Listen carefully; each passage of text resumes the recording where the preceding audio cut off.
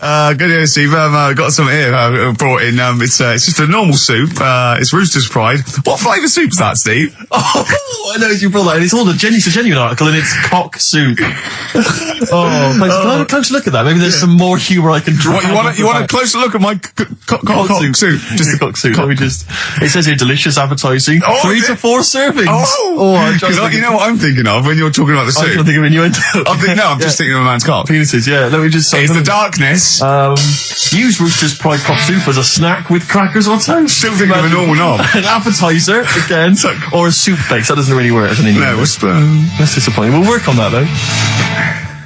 The darkness growing on me on XFM 104.9. Going well, isn't it? I've enjoyed it so far. It's been a bit naughty and everything. Yeah, a bit smart. Nothing wrong with that. No. I was on the way in today, right, Steve? Mm-hmm. Walking in, always walking in. I get left early and stuff. I like to get in early, get some bits done, that. Yeah. Monkey News, songs of phrase. That sort of thing. And living in London, right, there's a lot of shops that open early and stuff. Do you know what I mean? People say that's a good thing about London. Yeah. It's almost like 24-hour city and stuff, right? I'm walking in and there's like, you've got your news agents open. Obviously. Selling newspapers and that. That's good. They've got to be open early. Yeah. Then you've got your coffee shops, your Starbucks. Have a cup of coffee in the morning. Do you know what I mean? They're doing well in the morning. Yeah. Then you see like the odd restaurant and you think, well, maybe they sort of got the doors open but they're preparing for lunch, so you think, fair enough. Yeah, I'll let that pass. Yeah. Carrying on walking down the road. Bondage shop. Open. Sure. 10:30. Yeah. Busy, was it? There's a couple in. Really? Some good offers. 10:30 for a bondage shop. I'm assuming if you're into bondage though, you stock up at any time, day or night. I mean, you don't. Yeah. Well, I assume it. I suppose you get up and you go, I've got nothing on. I need to be a bit tied down. Yeah. I need some rope. These clothes are too baggy. I need more belts. Oh, God. I need more straps. Yeah. Get some rubber on my face. Weird, don't it? What were you doing in there? So just having a browse. But, so a bit worried really, because the things that I've noticed this week like that's probably a little bit small. You've brought your soup in. I just found it out there. Sorry, yeah. It is Rooster's Pride, cock soup, noodle soup mix, chicken flavour. But I mean, do they not know that is obviously just going to be used on the Graham Norton show and Chris Tarrant when he's doing his show abroad? Yeah. I mean, do you know what I mean? How could they call it cock soup in this day and age? I don't keep saying it. Well, no, it's fine, because you can say cock as long as it means the male, we've done this. Oh, do you mean a chicken? Yeah, look, it's a picture of a chicken. Yeah, sorry. What did you think it meant? No, I don't know, I had thoughts in my head. Okay. Sorry. Yeah. But, there's something else that's a bit sort of... A bit blue? A little bit blue, but then it's real as well, do you know what I mean? Well, it's a problem. Excuses it. Go on. There's a programme. We could have said the cock soup if we'd made it up, but because it's real, it's fine. Yeah. We also couldn't have said the cock soup if we'd have meant a male penis. Thankfully, we don't. So. We mean a little chicken. You go on. This programme was on. It was Wednesday night, something. About this little lad. Yeah. It was a fella and a woman. At the same time. What do you mean? Like a cartoon with a secret identity? By night? What do you mean? He had both by day a boy, by night a woman. He had it all. What'd you go? Sorry, wait. So he had male and female genitalia. Yeah. So what do you call someone that's born like that? Weird. Like, what's the term for it? Go on. You know it. We've talked about it before. Aphrodite. Really? So close. Hermaphrodite. Yeah, hermaphrodite. Yeah. That's weird, don't it? Yeah. And he had the ball. Yeah. And he had the... Well, what happened was he was born, right? Obviously. And the doctor said, there you go. Lovely little boy and girl. So the mum was like, what? So he said... No, I don't think the doctor was sarcastic. Yeah, what? I don't think the doctor was sort of dissing them. Yeah. There you go. What do you mean, doctor? I'm going to have a look. Exactly. There's the cock, there's the minch. All right, see you later. What are you going to call her? Hit. But doctor, what do you mean? Have a look. He wasn't sarcastic. He didn't give clues. Tell me what you mean. Give me a straight answer. He probably went, oh, shit, she's got a cock. He didn't go, He wasn't sarky to the parents. No, but I'm just getting across. Do you know what I mean? I always add a little bit just to. Yeah, I know you do. Yeah. You should be a newsreader. Be brilliant. So there's a little kid lying there. Yeah. And the mum says, you know, what am I going to do then? So the doctor, I mean, I'm condensing this. It was like an hour long. Sure. Yeah. So he says, she said, what will I do? And the doctor said, well, he's not sort of well hung. Right. So he's not sort of well hung. This doctor has been struck off since for saying these things. It was a real doctor. It wasn't Dr. Fox. Yeah. Right. So the doctor said, so I recommend that we make it a woman. Right. So they sort of do a little bit of jiggery pokery. Yeah, a little bit of work. And I don't think that's true, Carl. No, it is. It was on the programme. But I think they can tell really what they were meant to be from their chromosomes, can't they? They can tell whether they're X, Y, Y. Yeah, it's not very well hung. No, I tell you what, because back then, when this was going on... Yeah, no, I'm just thinking they might not have had it. The doctors then thought if you had a kid, right, and you thought, it's a bit ugly, maybe it'll have a better life if it was a fella. If it was a girl and it's a bit ugly and you think it's going to get hard time. Right, don't talk shite.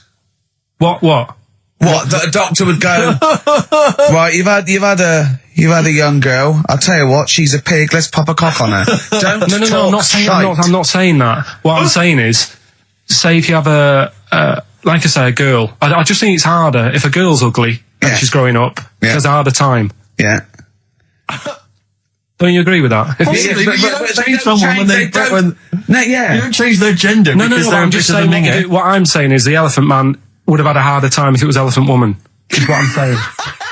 But listen to me, listen. What the doctor was saying is, if you get a baby before it's 2, back then they thought you could sort of say, well, instead of giving it a go-kart, give it dolls to play with. Right, back when? What are we talking about? The Middle Ages? We put a song on, come back to this. Yeah, it's Bruce Springsteen, Atlantic City. Bruce Springsteen, Atlantic City, on XFM 104.9. Okay, look, have another go, Carl. What were you saying? As an hermaphrodite, he was born both sets. The doctor said he's not well hung. Let's lose that. Let's get rid of that. Let's make it into a girl. Okay. I'm with you so far. Go on then. So, anyway, gets away with it a little bit in the early years. Right. Starts going to school, gets away with it a little bit. Sure. Right? But then, do you know when you get to that age and your head goes all funny? Like when you're a teenager and you sort of, I don't know, your skull goes... Mine never did. What are you talking about? No. That's what teenage years when you look a bit odd. Do you know what I mean? You go from being quite a good-looking person and then your body starts growing. At a different rate, so, you never know till 21 whether you're going to be a looker or not, or whether it's just... Yeah. I know, right. go on. Yeah, I'm still waiting. So, your head grew outwards at exactly the same rate, didn't it? That's why it's Your head grew faster than your hair. He's got a lovely head of hair, Exactly. but just below the skull. Yeah. He's got a little afro in there, but it just couldn't get through the follicles. It couldn't catch up the skull. Expanding. Oh, bless him. Oh, come on, Baldy. but the thing is, right, so you see these pictures of the lad stroke woman who's trying to be a woman at the age of 14, 15. Sure. Yeah. She's got one of them big heads. Right. Like a lad. She starts having a hard time. She doesn't want to play with the mates, with the dolls and all that. She's more into go-karting and that sort of thing. Gets to an older age. Yeah. Decides to go back. Is now sort of with a woman and having a life of a fella. But did did the doctor keep it for him in case he needed it? No, he's had one put on now. Has he? Where'd he get that from? Don't know, maybe that bondage shop. What do they do when they do that? Do they put on what do they do? Maybe someone could call in and tell us. If you're a woman and you have a... Do you want to speak to someone who's got that information? Yeah, I do want to know. What do they If you've got that information, I don't want to talk to them. Do they construct one? Do they construct it? From plasticine. Or do they whack on a dead one? What? What? Whack on a dead one? Yeah. What? What? That's not, it's not, what do you mean? No. When a woman has a knob put on... Yeah. To have a sex change, where do they get it from? Is it constructed? Do they find, like, I don't know... From a donor. A donut? From a donor. Oh, well, yeah. A donor? A donor, yeah. Yeah, but presumably it's like Maybe there's someone who wants after to they're become- dead. I mean, No, I thought maybe very there's- few people. It's not like giving someone a kidney and then sort of like celebrating maybe with if you're them. a guy and you want to become a woman, you've That's got one to true. spare. That's true. Yeah. Well, let's swap. Yeah, just do a little swap, probably on the internet or something. Or Noel Edmonds What do you mean? on Swap Shop. He's not a man. No, but you could go. We got a fella here who got a lovely, nearly new, unused penis. Wants, Yeah, Keith Chegwin out in Wants- kind of Bognor Regis. wants a couple of tits in the fanny for that. So call in. It reminds me of the, do you remember the John Wayne Bobbitt story? Which Yeah. it's always seemed odd to me. I never really kind of got all the information. Do you remember that one, Carl, where the woman cut off her husband's penis because When he was sleeping. I think he was sleeping, and she drove off. I think he threw it woke in the up woods. quite quickly. Yeah. That's so much better than the Exactly, alarm than the clock, alarm isn't it? call, yeah. And she threw it off. She threw it out of the car window. into the woods, Yeah. and he went and found it. Yeah. But imagine if he'd got to the hospital and they'd sewn it back on, and he'd gone, that's bigger than I remember. I'm not sure this is mine. How many of you got us where we dump all the knobs? We dump all the That's knobs where- out there. Yeah. That was an extraordinary story. And then, bizarrely, he became a porn star. Yeah. Yeah. Very strange life that man's had. Well, it is a bit of a shock to the system, isn't it? I'm cutting your knob off. I know. Do you remember that French bloke, the performance artist of like 1910? Do you remember him? No. He, as a performance art, he had it in a theatre. He cut his knob off to a crowd of people. Now, What? yeah, That's only a one-night trick, though, isn't it? exactly. But what if there had been a bang outside? They went and encore. He went, what? Yeah, or they looked outside because a car backfired. He Yeah. went, did you see that? I go, what? I go, just cut my. Did you? Yeah. Think of that. Sacre bleu. I know. French are funny, aren't they? Cutting your knob off for your art. Weird, isn't it? Longview, further on XFM 104.9. As we're having so much fun with penises, Yeah. I thought perhaps I should just mention... That's a slogan. we should just mention this story briefly. It's in the paper today. A Russian is selling what he claims is Hitler's mummified penis for £12,000. Yeah. Ivan Zadurprov says his ex-Red Army soldier dad hacked it off as a souvenir after storming the tyrant's Berlin bunker after his suicide in 1945. Yeah. Not. You convinced? Why did he wait till now? Yeah. He's found out that. That might get a bit of £12,000. £12,000. Which doesn't seem a great deal. Doesn't seem a great deal of money, really. Well, it's useless, isn't it? True. You're not going to be able to use it. It's not going to be able to. It's not going to be a donor. Imagine that if you walked round. Yeah. You'll never... making love to a girl. You'll never believe who this is. yeah. You never believe who's doing you, love. Exactly. This is going to freak you out. This is, just relax. Exactly. Okay, sit down now. Was that I got a all little right? surprise for It was you. brilliant, yeah? So you enjoyed it? Yeah. Right. Are Did you you know a fan of the Third Reich? Exactly. Well, no, awful racist. Okay, let's go a different tack. Yeah. You did like the sex. I love the sex. Okay, then. Yeah, it's not going to be Hitler's knob, is it? But I like the idea that, I mean, you're in the Red Army. Yeah. You've just stormed Berlin. Yeah. 1945. You crash into the bunker. You've gone through terrible Terrible. how you've lost 20 million comrades. Unbelievable. Oppression Been everywhere. going on for years. You're in there, you see the man. Here he is. He's dead. He's dead. The figurehead and leader of one of the most despicable, You turn to your friends, there's a tear in your eye. Yeah. And your immediate thought is, I ought to chop off his todger. Yeah. Yeah. Well, no, I said Bagsy. I said Bagsy is the Winkle. I said Bagsy is Winkle outside. Whoever it was. Yeah, I didn't know it was going to be Hitler. Brilliant. It's just, I can't, it just doesn't make sense. It's ludicrous. It's ludicrous. And I don't know how is he expecting to prove this? Because I want some proof. Well, I think that's why he said that. He probably started off with, I've got Hitler's face. And they went, brilliant. Oh, let's have a look at it. What do you mean let's have a look? Well, just check Hitler's face. 'Cause obviously I know what he looks like. Oh, yeah. No, it's not. Yeah, you know what no, it's not his face. What wouldn't you know what it looked like? Well, I mean, no one's ever seen his genitals. That's what I've got. Yeah. I've got his. It's got a little swastika on it. Is that proof, is it? Yeah, little Have you got tattoo. his ball? Well, no, the Albert Hall's got one, his mother's got the other, so I don't know. See, the Albert Hall, I would have thought, would probably be paying that £12,000 because apparently they've already got his ball. Yeah, they got one of his balls. They got one of his balls in the they Albert just Hall. His need- mother's got the other. Yeah. But if they got the Todger If they can track down the one his mother's got, they would have a complete set of Hitler's. I'm just hoping it doesn't fall into the hands of some kind of crazed genetic scientist. What, I could clone it from his knob? Clone Hitler. Back to, I don't even want to think about the future if that's the sort of way we're going. Exactly. If that's the sort of way we're going, Carl, I'd rather not know about it. What do you make of it, Carl? Weird, isn't it? It is weird. I mean, I don't want to go on for this too long. We've probably got about a minute left for the first half hour, and I reckon should can this sort of... What, 30 minutes of genital talk? Do you think that's enough just on a quickly, Saturday afternoon? There's one in a museum, I think it's like that London Museum. What? One what? Well, do you know like how people are buying weird stuff and that to put in museums? Yeah.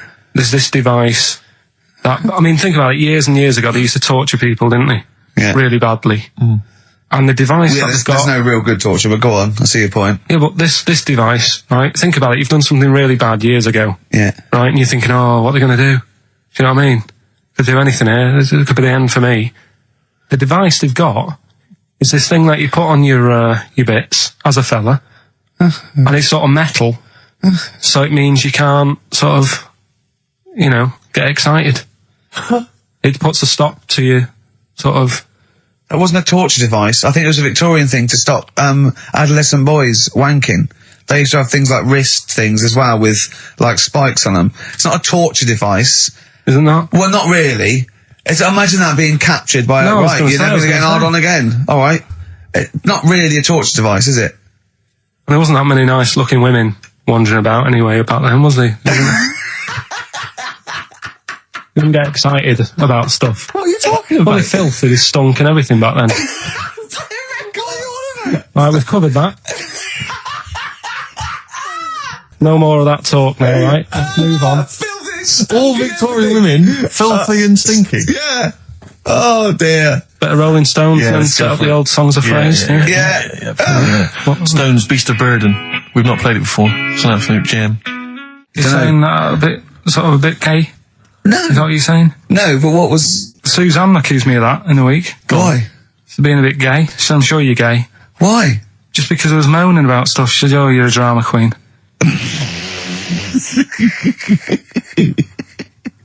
Right, well that's What were you moaning about? Not having enough gay sex? No. She didn't have a knob. Yeah. It's going, oh, why don't you get yourself a nice little knob? Yeah. I mean, can I call you Frank, please? Could you wear this false beard? Yeah.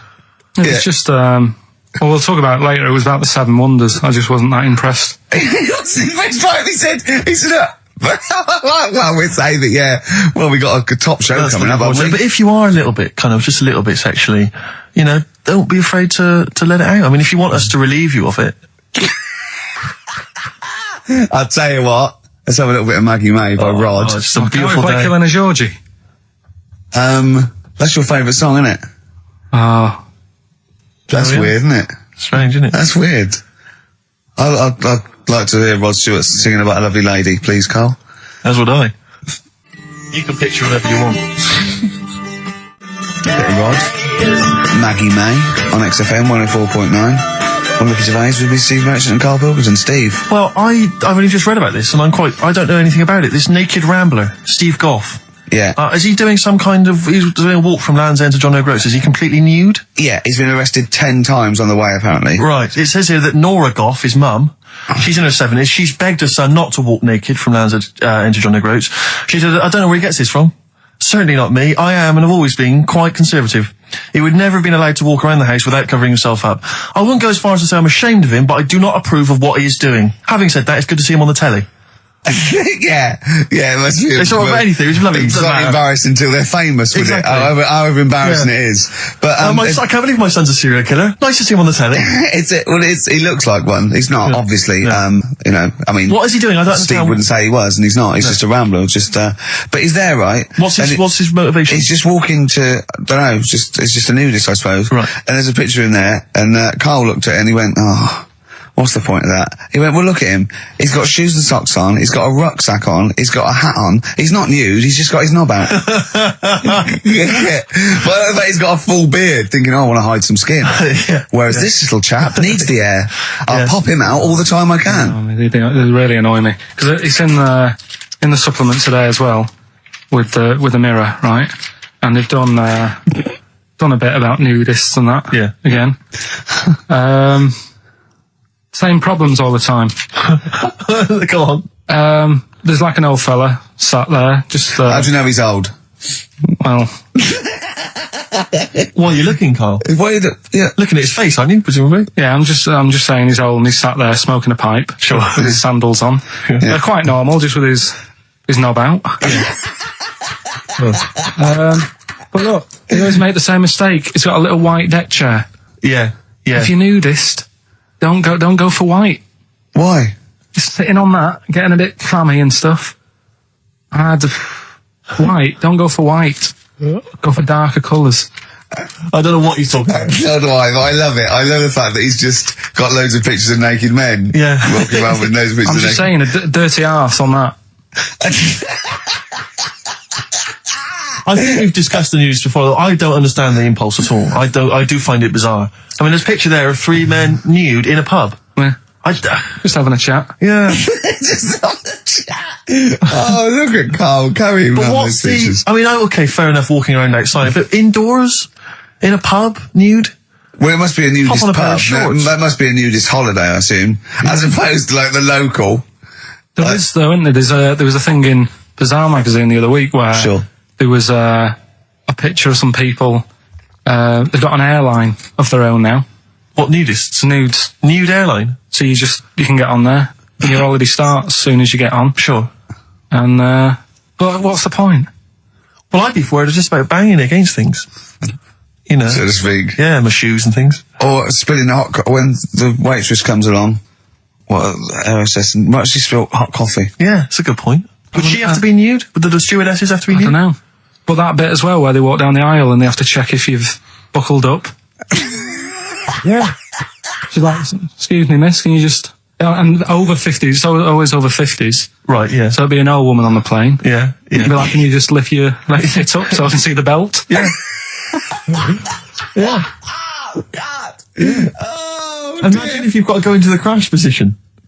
Oh, God, yeah. You know? The last thing you see is your John Thomas. John Thomas. As you go crashing into a mountain. Terrifying. And then what if you've got to abandon ship? I know. Well, how would you explain that? Yeah. Get onto an island. Exactly. All right. Or being picked up by, a passing ship. Yeah. Carl, you notice they also play volleyball a lot, don't they? Yeah, I mean, you've always mentioned that, but I Yeah. thought you were joking, but they love it. Yeah. They said that's what they do. They get to this special holiday That camp. can only be either they got the idea from sort of like Carry On Camping or Benny Hill, or they actually like it jiggling around as much as possible. Yeah. But is that safe? Well, I assume so. You play volleyball with trousers on, don't you? I wouldn't have Yeah, thought. but there's a bit of support there. I mean, I was watching athletics, right, the other week. Yeah. Right? Yeah. And I was watching it because there's a lad who I went to school with. He's like winning gold medals and everything now in the Olympics and stuff, right? So I was looking out for him. Now, if you went to school with him, I'm assuming he's got 3 legs or something? No, he's normal. just a regular guy? He used to push me on my go-kart, and so I feel like You've trained I was him, there from the start, training up a bit. Yeah. And watching the programme, and there was swimming in it, and I was watching that for a bit, getting a bit annoyed, because that butterfly stroke, Yeah. I don't know why they do that. No, nor do I. It's just hard work. It doesn't make you go any faster than, let's say, that stroke. The Yeah, crawl. don't do that. That stroke on radio doesn't work. The crawl, yeah.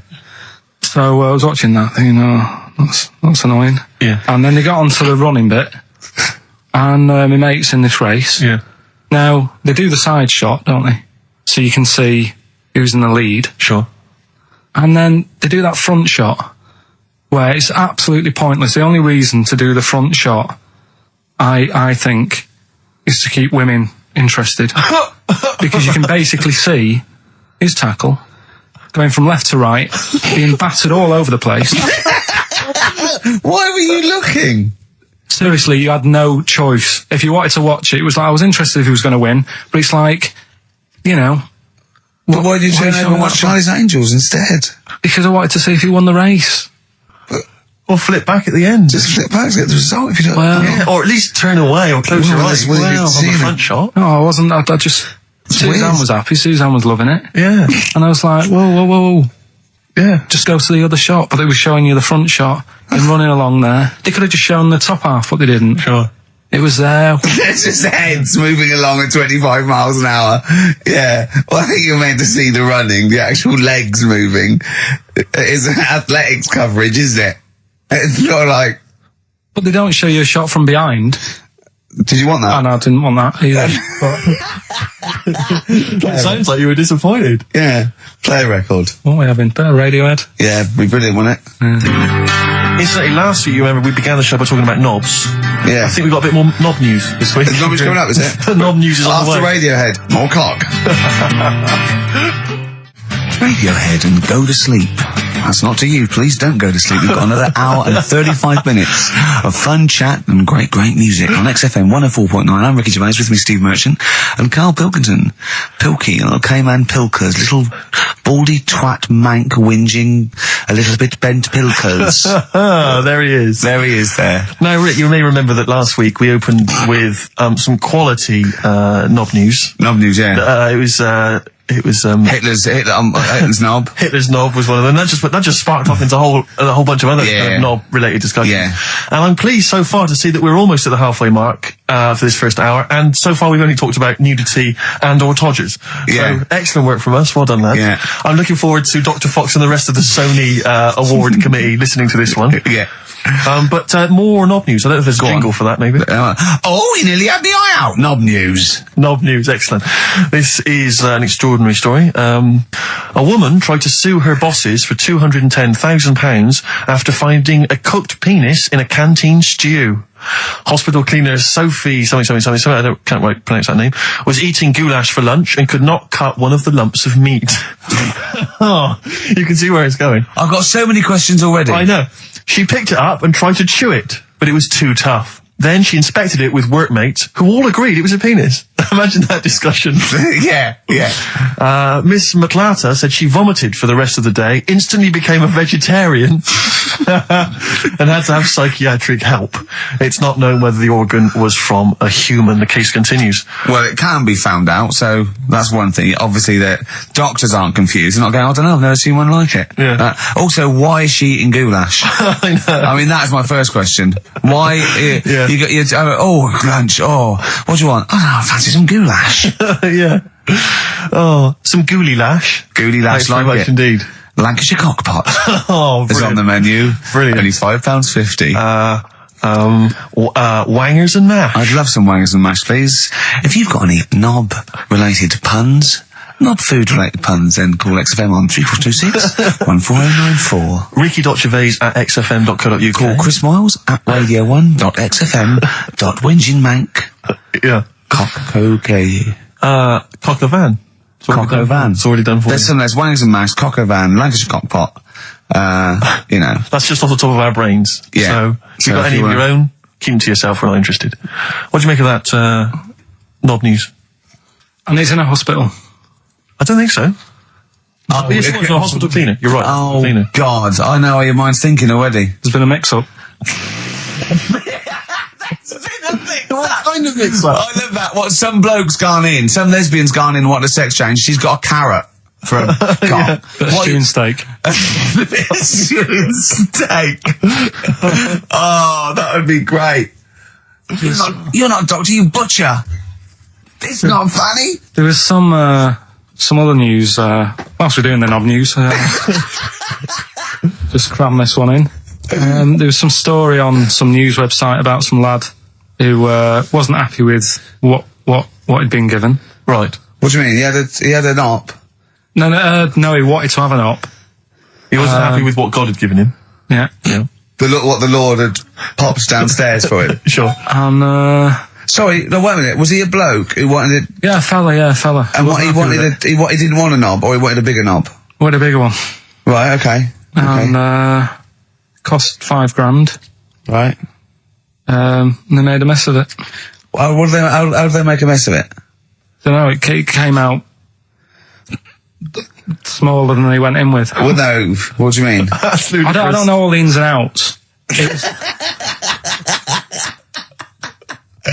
Oh, God. It's just Well, like he borrowed the money off his There's been mum. a slight mix-up. He borrowed the money off his mum. I love that. How bad is that? What do you want for your birthday, son? Yeah. Interesting. Thanks, Mum, for asking. A couple of bits of news as well. Hello, Doctor. How did it go? Well, firstly, don't look under the bandages and don't have the goulash for lunch.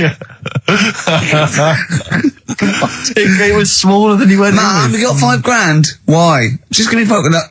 Tell me what it's for. You can have it if you tell me what it's for. Well, look at that. Oh, you need a bigger one. Yeah, definitely. There's the money. On you go. Nothing can go wrong. What did he say to the doctor then? That's rubbish. I didn't read all the ins and outs. So just like I said, I saw Just it. look for the picture. They want a picture. But you just thought, well, thanks for it. You just thought you'd pop that one in. Thanks. Yeah, that's the end. Knob News Extra. Yeah. Play record, Carl. So if you've got any knob news, we've got one more show left. Send that to ricky.gervais@xfm.co.uk and we'll hopefully get that knob news on air next week. Yeah. All right. Some Dizzy Rascal. Oh, Dizzy Rascal, yeah, he's one of the hot new English rappers. Let's play it. Dizzy Rascal, apparently, according to Carl, he hails from Bow, if he's listening. Good work. You have a number 3 hit with that. XFM 104.9, Ricky Gervais reading a magazine, Karl Pilkington, in a good mood today, so everything to play for. Some adverts. Steve reckons, in ancient Greece, right, it was better to shag a bloke than a woman. And I went, well, yeah. I mean, that's about the male being sort of a first-class citizen. Much better, wasn't it? An aspiration the to sleep with a beautiful man than a beautiful woman. Women were lower-class citizens, so therefore men were seen as higher class. So to have sexual relations with a man, there was no shame in that. No. In fact, it was looked upon. And I said, well, ancient Rome. I said, Nero, he'd sit in his big jacuzzi and he used to get, pretty boy men to just go into the water and just nibble at his testicles while he was having a wash. He didn't do that. He did. No. Yeah. And he's not a gay fella. No, well, no. I mean, I don't know about Nero, but I mean, it wasn't a case of a big delineation between what was heterosexual and what was gay. It was just, whatever you... So what did this fella do then? This one who's having his... Well, he was pretty much top boy, Nero, for a while. He was in charge. And, and you did what you're told. If Caesar or... But why were people going round there? Why didn't they go, oh... No, they weren't dropping in. It wasn't like the door was opening. I was going to see what Nero's doing. It's not like when I pop in here to see you. Normally what would happen is he'd say, come back to my place, I got a book for you. Yeah. You pop in. But he'd come out in his pants. Elton John would be on. You'd have probably been like a delivery boy or a stable boy or something, and you'd have popped round there and you'd have gone, there, right, Nero, there's the tablets of stone you wanted. And they go, Pilkington, why you are here? Pop under, I don't know why he's French. What is that? I don't know why he's French. Just pop under the water and nibble at my testicles and you'd have done it. Because he was Nero. I wouldn't. He would have. There's no way I would have done. Yeah, well, you would have. What have I done? I've dropped a pizza off. Yeah, you thought I was a Nero's face in the pizza. Right, I'd say I've done my job. Yeah. That's not the sort of tip I wanted. No, he'd have said, get the little baldy chap to nibble at my testicles, and you'd remember the water. I wouldn't have done it. No, I wouldn't have done it. I wouldn't have done it. Can I just say this, Steve? Not only would you be nibbling at his testicles, you'd have been going mad. You'd have been noshing him just for extra. You'd have been doing everything he wanted. You'd have been going, he'd have gone, I didn't ask you to do that. You'd have been going mental. They'd have been chewing, slurping, smacking, poking. You'd have chopped, you'd have gnawed his packet off. You think you're eating Walker's crisps. There'd be bubbles, there'd be blood. Oh, it'd be horrible. Beatles from the soundtrack to The Yellow Submarine, actually, and that's Hey Bulldog. On XFM 104.9, our last show, maybe. Me, Ricky, Steve, and little Carl. Alright, Carl? But that book, that wasn't a fake. It wasn't like just a ruse to get you back to show you me and dancing in my pants to Elton John. It's that... what was your girlfriend doing during that, instantly? I think she was just getting on with sort of like packing up sort of boxes because we were moving. So sure. I don't think... Well, she's seen it all before. Yeah. And the book was... do you remember that book that I showed you? That it was a Man's Body, an Owner's Manual. And it's just like loads of stats. And there's one in there... Yeah, it's kind of like a Guinness Book of Records of men. Yeah, there's one section there. That was... sorry, hang on. It's not a Guinness Book of Records of men. That just sounds a little bit like you and I were sat around your house looking at a big book. Pictures of men. A big man book. It's a big man book. He is a big man, isn't he? Yeah. He should be on the front cover. Yeah, it was a book more about the kind of physical body and exactly, biology and social and, sex and all that sort of stuff. And we didn't look at the sex. Which is where we got the knob news for today from. Right? This is true, right? I read that someone's out. Knob news. Then you've got the jingle. Yeah. I read that the smallest ever functioning penis, right, was under 3/4 of an inch when erect. Extraordinary. That is bad luck, isn't it? And it's a micro penis, so it's perfectly scaled down. Just a little It's a little look at Carl's face. Well, couldn't the fella have said, look, right, I'm not happy about it, so don't print it. It's not the sort of press people want, is it?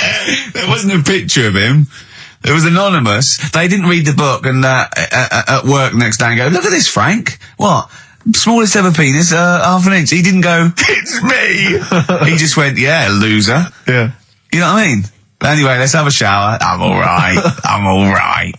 He must have had to have a little jod with a pair of tweezers. Yeah, presumably. Because you couldn't even get a fist. I mean, No. that is bad luck, isn't it? Was he a good-looking fella? What would you do, right, if he invited you round and said, right, and he was like the king, right, and he went, oh, Carl, can you just go in there and just nibble at it? And you've gone under the water, and you're just about to nibble at it, and you come up and you go, that's tiny. Would you be disappointed or relieved? Right, well, that wouldn't happen. No! Carl, I'm saying if it did, would you be disappointed? Would you go, oh, that, I can't even get, I don't know where to start with that? Or would you go, oh, thank God it's not a big one? You've got to remember that he's the emperor. So you've got to do what he says or he'll have you killed. What would you do? Would you go, oh, I lovely set of tackle, or, oh, it's not as big as I wanted, or would you secretly think, I'm glad it's not big because I didn't want to, because I'm not that guy? I'm not even gonna think about it, because I wouldn't do it. I know I wouldn't do it, even back then. Even back then? What do you mean? Even then, what? When was Nero at it? What? Well, the Roman Empire was sort of like 2000. Well, it stretched up for to years. about, yeah. So, It's a long time ago. Yeah, I wouldn't do it. You'd have to. I always remember, we're still doing Knob News? Yeah. Just, Is this Knob some News Extra? Knob News Extra, excellent. well, I didn't do that well at school and that, right? But we had biology. Mm-hmm. And I didn't take much of it in, but there was one day when it was about, Knob News and stuff. Sure. And it was all about how, blood, is what makes... Engorges. Yeah. The erectile tissue. Sure. Yeah, it was all about that. And, there's this girl in our class called Paula, right? We were sat there watching it, and she fainted. She just heard her go, oh! And she hit the floor, right? Because we were all sat on top of the desk watching this. I wasn't that interested in that. No. I wasn't looking at it and that. But Paula, right, she fell over. And the funny thing was, right... What was it, a video? Yeah, a video of like this blood Yeah. doing the business to this fella's member, right? And she fell over, like, and everyone's like, oh, what's up with her? And the teacher was trying to like wake her up and give her water and that. And it was really weird because then the nurse came in and yet this video was still playing. And the nurse came in, what happened? Well, have you seen this? Yeah. And you could hear, like, then it was going on to, like, sex education on the video. It was all done from start to finish. What happens? And by the end, and she was still out cold by the time it got to, like, and then they had a baby. Yeah. Right? And that just reminded me of it. It seems to me that was her sex education class. She fainted when the penis got erect, and when she woke up, a baby was born. That's probably what she thinks happens. She's wandering around now. And the whole class just missed out a bit because they saw someone. If she's ever with a bloke and he gets an erection, she just goes, oh, no, Well, that's it. She was a bit of a class tart, really. That's why everyone was like, what's up with her? Carl. But she was. Everyone was like, what's up with her? She's not seen it before. But just reminded me then. Weird. But anyway, yeah. So I wouldn't. Anyway, let's leave Nero aside. Yeah. The other thing in this, should we play a record and come back? Yeah. There's another interesting fact. There is some extraordinary facts in that. Yeah, well, more facts. We're running over. But it won't be knob news. There's be all different types of news. Right. Good show though. Enjoying the last show. Yeah. It's all right, and I hope it gets better because Telegraph are listening today. The Telegraph, the paper. Yeah. Why? Are they? Why did you say that? Just Jenny, the PR woman, said to me yesterday. She said, just do some good topics and that, so you don't have to worry there. What they phoned up to say? Hello, it's Telegraph here. We'll be listening tomorrow. I don't know what they're doing. Are they doing a review of it or something? I don't know. Why would they do that? There's no reason to. I'm a bit. Why didn't you mention this earlier? So Telegraph have said why would they call up to say we'll be listening? It's a free country. Because they said they'll be listening, but also, can you make sure you record it? Because if we can't listen to it because of the pirate stations that are on at the weekend, because it affects our signal and stuff. Whoever's listening must listen and know there's a problem with pirates. And they said, can you... Well, they're probably just doing a feature about radio shows or something then. They're going to tear us to shreds. Listen to seriously, the drivel we've talked today. I mean, what are they going to make of it? That's a broadsheet newspaper. I think I know what Monday's headline's going to be. I don't think it's going to be like, they're going to forget about the power cuts. It's not going to be about, the inquiry or terrorism or anything. It's going to be no more to knob news. Yeah. It's going to, they're going to love that. I mean, I have a little bit of self-respect. And if I'd known a quality newspaper was going to be listening, I wouldn't have turned up today. Because I'm an award winner, and I'm a respected television writer, and I've, won awards, sort of classy. Don't worry though. And what have we talked about? Knobs. We've had the worst quiz on radio. We've had you trying to explain relativity. You didn't even understand what that word meant. Yeah. You just mentioned there about sort of no knickers and that. Is this going to be your Auntie Nora? No. Right. It's just, like the last flat that I lived in, I always had a good view across the road and I could see, it was the hairy... There was the hairy Chinese kid. Not hairy Chinese kid, he was just a Chinese kid, actually. Yeah. Because that's rare, isn't it? Hairy Chinese kids, very rare, isn't it? Yeah. There's only one official sighting, isn't there? In one of those shit little magazines that you buy. He was running around in his underpants. You just swore ironically. I mean, I imagine if there's any newspapers listening, you did that. Because you're sort of jokey and... Go on, let's not swear. And there was the old woman who didn't move, she was just sat there reading a book all the time. Who we think possibly died and no one came round for weeks, But now I've moved, right? And it was quiet for a bit. I always look at what view I'm getting, right? Looked across and it was just sort of empty, sort of flats ready for people to move in and that, right? Anyway, people are in there now, right? And they've put all the furniture in, but I haven't put any curtains up. Right? So anyway, I'm sort of washing up, just having a look out the window. Right. Girl sort of wandering about with no knickers on. Right. With no knickers on? You mean naked? No knickers. Well, she had a bra on. Right. Okay. But she's probably looking for a knickers. So I thought, and I don't know how long I was looking. No. Right. But anyway, she looks across. Oh God. I think she spotted me. Yeah. I think, oh God. I felt really bad. Yeah. I said to Suzanne... Sorry, is this some sort of Peeping Tom confession while the Telegraph are listening? I've no idea. Well, it's not... That's the thing, though. Peepington. If I was peeping, she was peeping as well, because she was looking over. Works both ways, doesn't it? Yeah, but yeah, all she could see of you was your bald head. Yeah. No, but and your hands moving as you were washing up.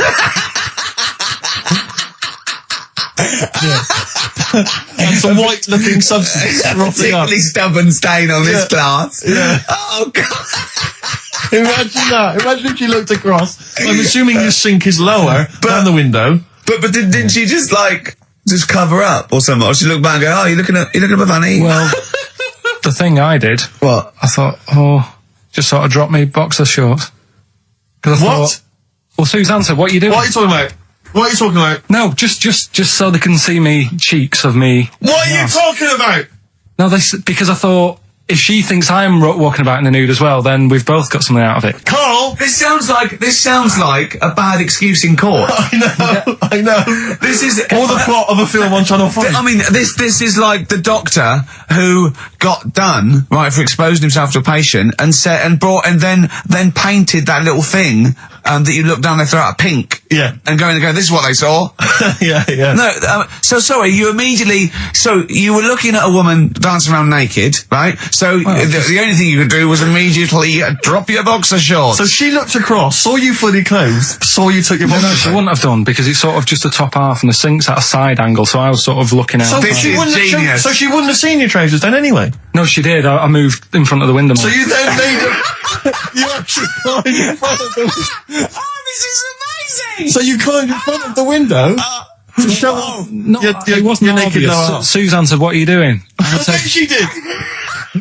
What are you looking at? So I sent you in here to clean up. What are you doing? I'm just taking my trousers down, stand over the window. Why? Because there's a naked woman across the road. What do you think I'm doing, Suzanne? I'm exposing myself while looking at some free funny. Leave it. What's up with you, Suzanne?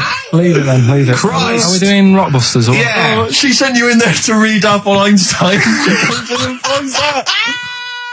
Oh, brilliant! Anyway. Wait a minute.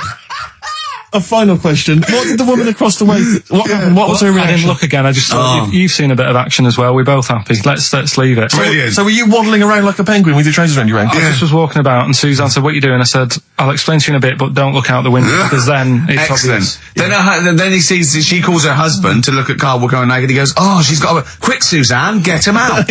There's only one with you can do. Get some more friends. They've gone one more." Anyway. Brilliant. Right, play a record and come back to Rockbusters. And Monkey News. We haven't got enough time. Do Rockbusters. Oh, God almighty. I make it clear now, I do not condone in any way, shape or form what Cheryl Tweedy did. But I have to say, they wind me up. By they, you mean toilet attendants? Yes. Right. Yeah, not Pop Idol winners. That's what I thought you meant. Yeah. So, go on. But, because I'll tell you what it is, you go into a club or pubs or big trendy pubs, you go in there, and there's the toilet attendant in there. He's got his little display of aftershaves, sprays, some sweets maybe, Blue straws, whatever it might. Yeah, maybe a lollipop. Maybe a lollipop. And all right, I don't know if I assume they're not employed by the club. I'm assuming the club's we got the DJ, we got the bar staff. Wait a minute, we need a guy to irritate people. When the manager walks in, do they hide? Well, this is it. I don't know if it's a guy who's just like. Is it like busking? Yeah, he snuck in. Okay. He came in when it was free during happy hour. He's got a little carrier bag.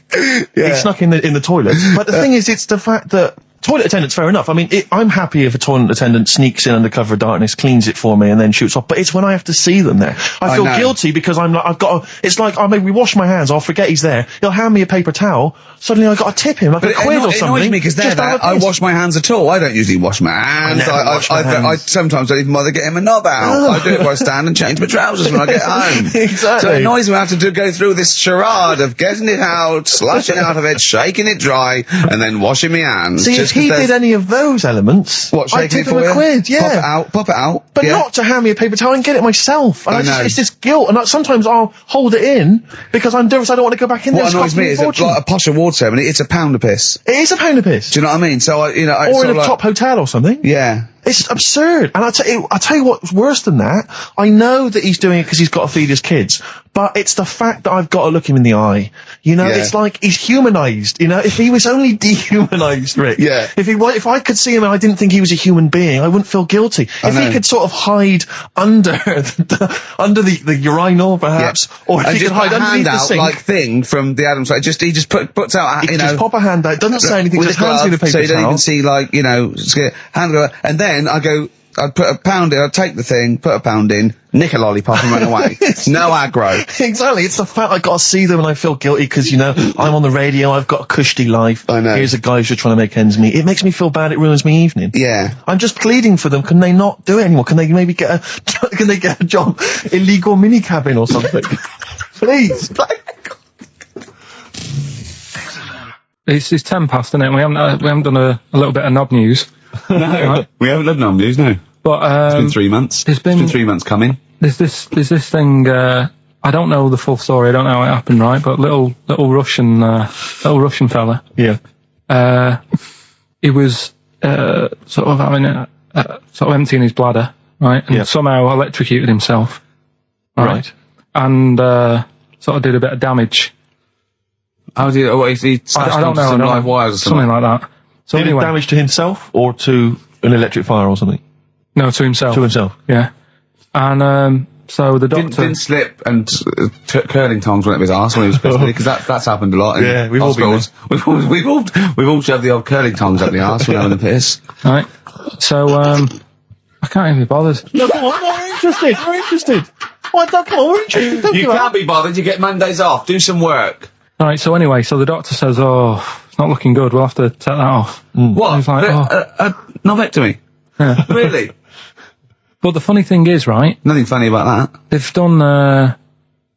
You're doing me head in.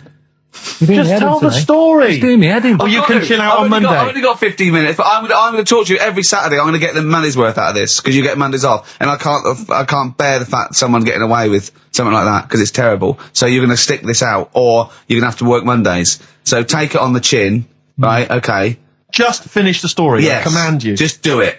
Anyway, so he said, will you be able to sort me a little knob out? A prosthetic cock. Yeah.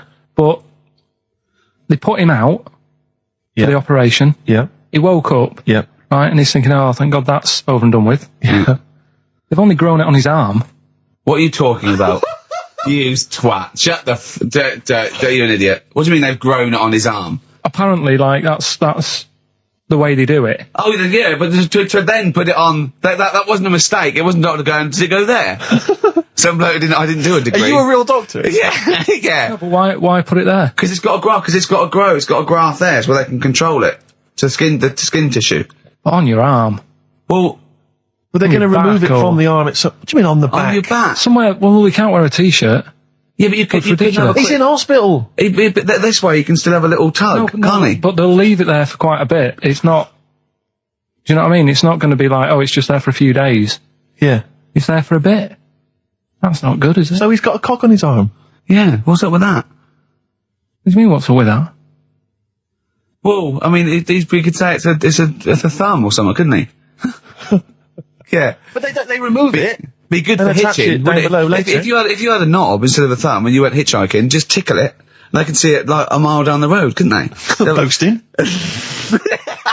Yeah. If I'd lost my knob, I'd go, oh, I'm not going to have all that stuff. Just whack a pair of tits on me. Do you know what I mean? I think, oh, just forget it. But why not just put it where it should be straight away instead of messing about? Where should it be straight away?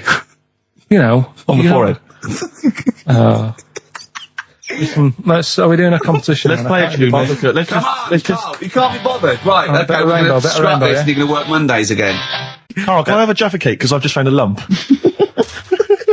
I think, you don't mean me, do you? No. All right, good. Thanks. Now, we interviewed Carl there. I think we've learned a little bit more about Carl there. We did, yeah. And I'm going to interview Steve now, Carl, because I used to be... You concentrating. Don't put it all in at once. Carl, chew. Chew before you swallow. Careful. All right. I used to suffer with that a lot. What? Not chewing. The amount of times I nearly died as a kid. What? Forgetting to chew. Choking. Sure. Mint Imperials. My mum stopped time. Drinking them with water. She have to hide them. He's coming out of his shower, isn't he? He's happy Saturdays. He's miserable all week, and he's happy Saturdays, isn't he? Oh, look at him. It's like we get him weekends. Yeah. And he's just happy because we sort of spoil him, don't we? And he has Jaffa cakes and everything. We let him And on he the has to go radio. and live with his stepmom again in the week. Oh, The no. ones who listen. Oh, say? really? Your girlfriend does, doesn't she, I imagine? She's been away for ages. I know. I imagine she just switches off after a while. But you know, we love you, don't you? We're excited. We talk about you in the week, and we think you're great. So don't just think we're using you as cheap comedy material. I'd hate you to think that, Carl. Right. No, I'm going to interview Steve. You know, because I used to be a chat show host. Well, I am a chat show host. Well, Well, did you see me at Ricky Gervais? no. I worked on it and I didn't watch it. No one watched it. That's terrible. No one watched What it. do you think, Carl? I loved it. See? Are you thinking of Parkinson? And I didn't know Ricky then, so I'm being fair. Yeah. Yeah. Well, I'm going to interview Steve Merchant now. Okay. Live on air, XFM 104.9. We should say that more often. Yes. Ricky Gervais. Because they might tune, I think they've got a hospital radio by mistake.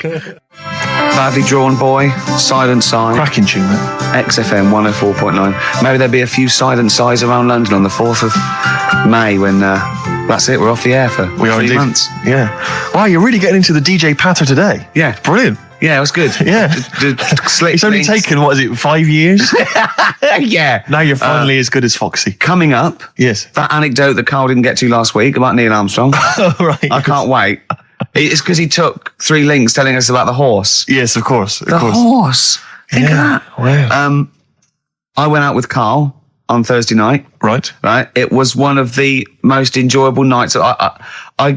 We just went out for about 5 or 6 pints, a little crawl, and adventures happened around Carl. Yeah. And just me sitting talking to him was just incredible. I'm thinking that a competition would be win a pint with Carl. Yes. Just That'd be a hell they of a just gift. have to go for a pint and they can ask him anything they want. Yeah. He's just great.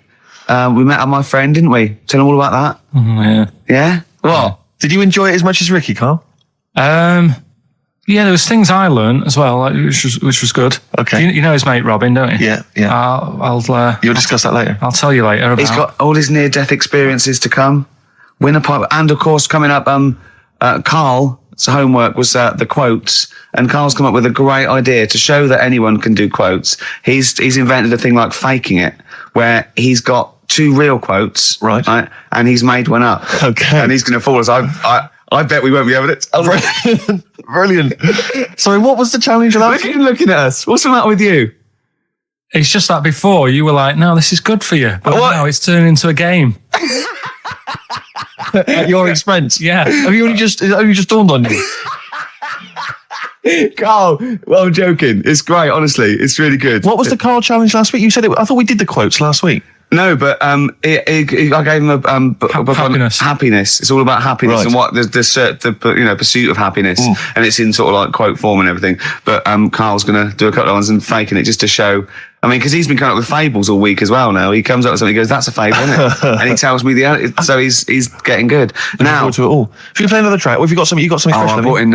I saw Elvis Costello and Jonathan Ross a couple of weeks ago, and he did just an acoustic version of Alison. And I forgot what an amazing song it is. And it's just he's fantastic. He's the man. Listen to this guitar sound. It's so beautiful.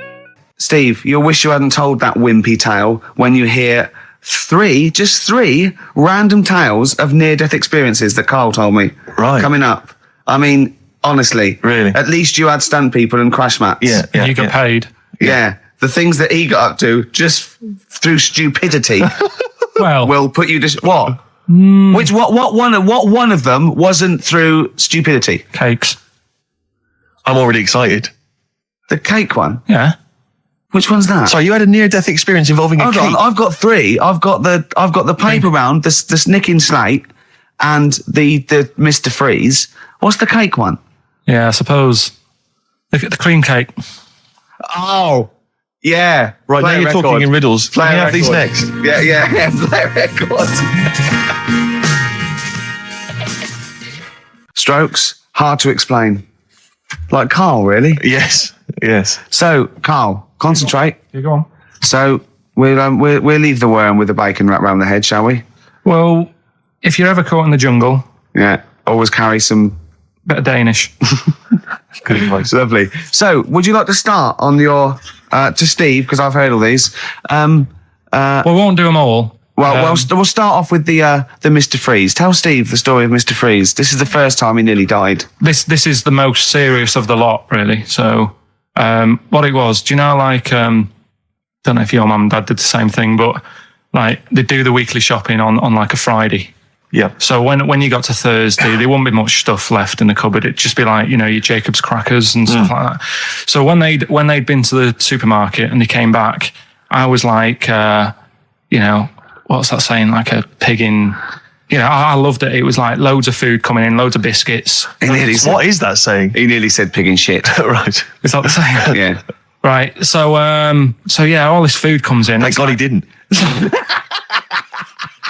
Otherwise he'd have been in trouble. That's true enough. Because he's culpable for our actions because Exactly. he's the producer. So technically, that twat's in charge. Go on. Right. So anyway, so there's loads of food, and I'm like, oh yeah, look at this, and chocolate biscuits, and you know, penguins and stuff. Bacon.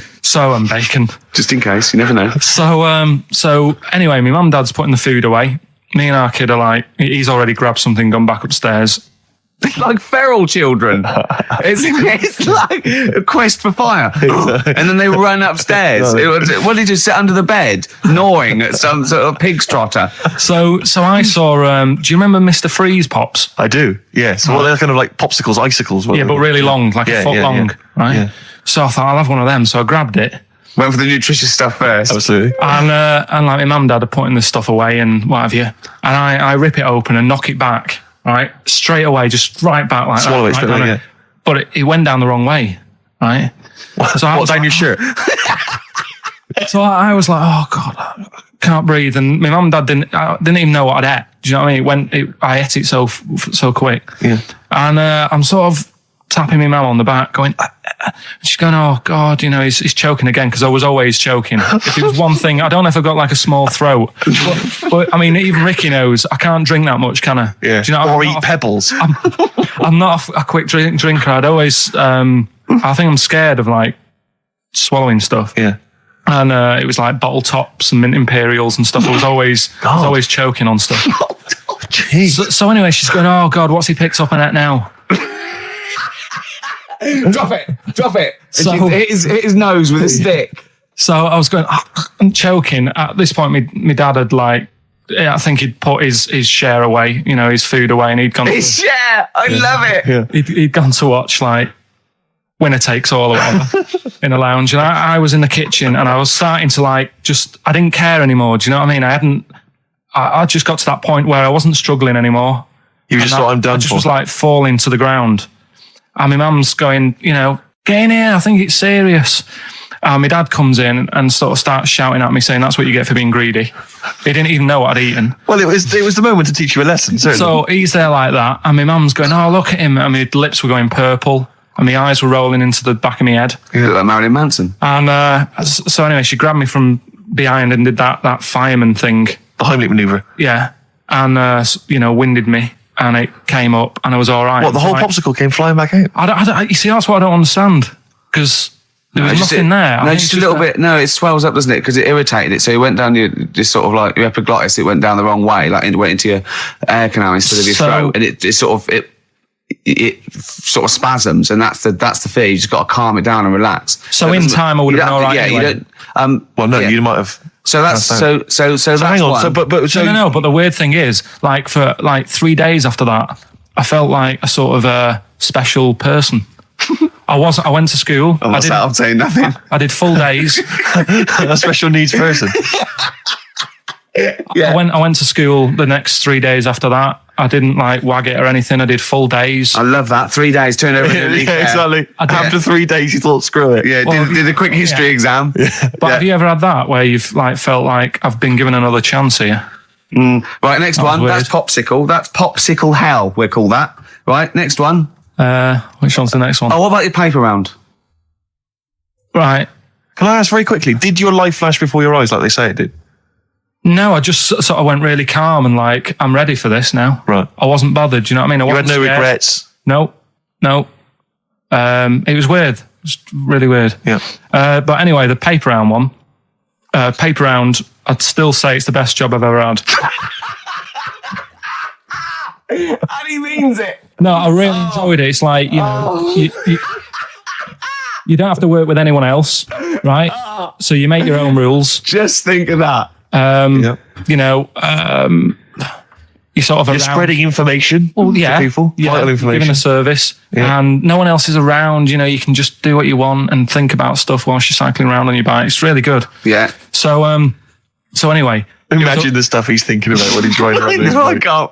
Oh, so getting in the head of a salamander. So anyway, I loved it, and even though I only got 50p a day, right? No matter what the weather was like and stuff, I used to get up at 4:30 and go and do the round. And why'd you get up at 4:30? Because I wanted to watch the Pink Panther at 5:30, so I wanted to get me paper round done. I said, why didn't you watch Pink Panther? And then he went, I can't sit there thinking I've got my paper round to do. You'll ruin it for him. Yeah. So is it a good job or not? So 4:30 I was up and about.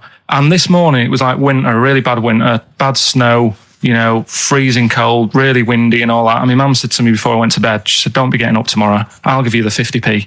I said, it's not about the 50p. So, people want the papers and stuff. So, conscientious. So anyway, I went to bed thinking, that's it. I've told her I'm still going. So, whatever. Go to sleep, get up in the morning and put all my kit on. And I used to have layers of clothing on because it was really cold. I had a big anorak on with the fur on. I had waterproof pants and I got my paper round bag. And I went downstairs to get out and tried to open the door and it was locked. So she'd locked it so I couldn't go out. So I'm searching around the house looking for the keys. She must have hid them somewhere. So I thought, God, I've got the papers to do. So I thought, how can I get out? So I went upstairs, climbed out of the bathroom window. God. Right. And to try and jump out of the bathroom window onto the porch. But the problem was I had so much gear on. I was like the Michelin Man. So I could hardly move as it is. Yeah. And I try to get out the window and I'm try to stretch down like that, get my foot on the porch. And my bag got caught on the hook of, do you know how you have a hook so you can put the window open? Right, yeah. The little arm goes on. My bag had got caught on that. I was holding on to the wall and my foot on the thing so I couldn't sort of pull it away in case I pulled it away and then fell on my head. Yeah. So I'm stuck there. Dangling. My dad comes back from working nights. Yeah. He thinks I'm a burglar. Gets out his gun. So he's shouting and stuff, going mad and going, Dad, it's me. And he had to give us a hand using a... He's heard that wily trick in Manchester before. He had to help me using a washing prop thing, a big stick. What did he do? Well, he said, just hold on for your dear life, and I'll sort of push the paper bag off the hook. Why didn't he go upstairs and sort it out? It was at that point where I was in the middle. There was nothing you could do. Do you know what I mean? It's at that point where you've just got to make a decision. Yeah. And by the time you go upstairs, who knows what might have happened? Sure. Do you know what I mean? You've got to act there and then, not messing around. Yeah. So And you could hear downstairs, now here he is, the Pink Panther. Yeah. Dad! Hurry up. Pink Panther. Ever so pink. Oh. so that was close to death because I must have been about 30 foot in the air. Yeah. And I would have, that would have been nasty if I fell to the concrete paving. So Well, And, there's more to come. Should we play a record and come back to this? Because he's got more. Oh, yeah, no. There but- must be one of them where you did fall on your head. This is the one I'm waiting for. There's got to be one. That was explained so much. Yeah. I nearly broke my back Jeez. once. My dad said, I bet I can't kick me height. And I said, I bet I can. And I don't remember this. You didn't tell me this one. I bet it can what? I was in the garden summer's day, and it was that era when like doing kung fu and all that was really popular. Sure. And I was like messing about in the garden, punching the tree and stuff. And my dad said, What a kid he must have been. my dad said, I bet you can't kick your height. Kick your height? What do you Yeah. mean kick as high as yourself? Yeah, so I must have been like 5 foot or something then. And I said, of course I can. So I bet you can't. But instead of doing it on the grass, I did it on like the concrete bit. Kicked it, actually did it. I went, there you go. But then like get my foot down quick enough and land Oh, on you my back. paused to say, there, I've done it. Yeah. As opposed to putting your foot back on the ground. And landed on my back, and I'd still get back trouble now. Do you? Because they say that, don't they? So to cut a long story short, he gave me about 4 or 5 near-death experiences, and he went, and the whole point of this, he went, so that's why I think I'm going to die of something horrible, like cancer. And I went, why? He went, right, you ready for this? Yeah. He said, well, I don't check my balls. Wait. He said, I don't like the feel. Oh, Carl, always check your balls. Do you I check don't like the yours? feel. Why don't you like the feel of your own balls? It's just, I mean, you know that I don't like bodies anyway. Right. Do you know what I mean? It worries me a bit that you've got all that going on in your body, right? And your skin's keeping it all in place. Stop. We're going down a whole other avenue of discussion. Let's play a track. Let's come back to it. Oh, right. I've brought in this. This is free. You'll know from the jeans commercials. Yeah, and that. All Right Now Long and time everything, ago. yeah. All Right Now, yeah. But this is a great little track. This is My Brother Jake. His eating habits drive me mad because he's constantly whinging about the fact that he thinks he's got cancer. Every 25 seconds. Wait a minute, I can feel a lump.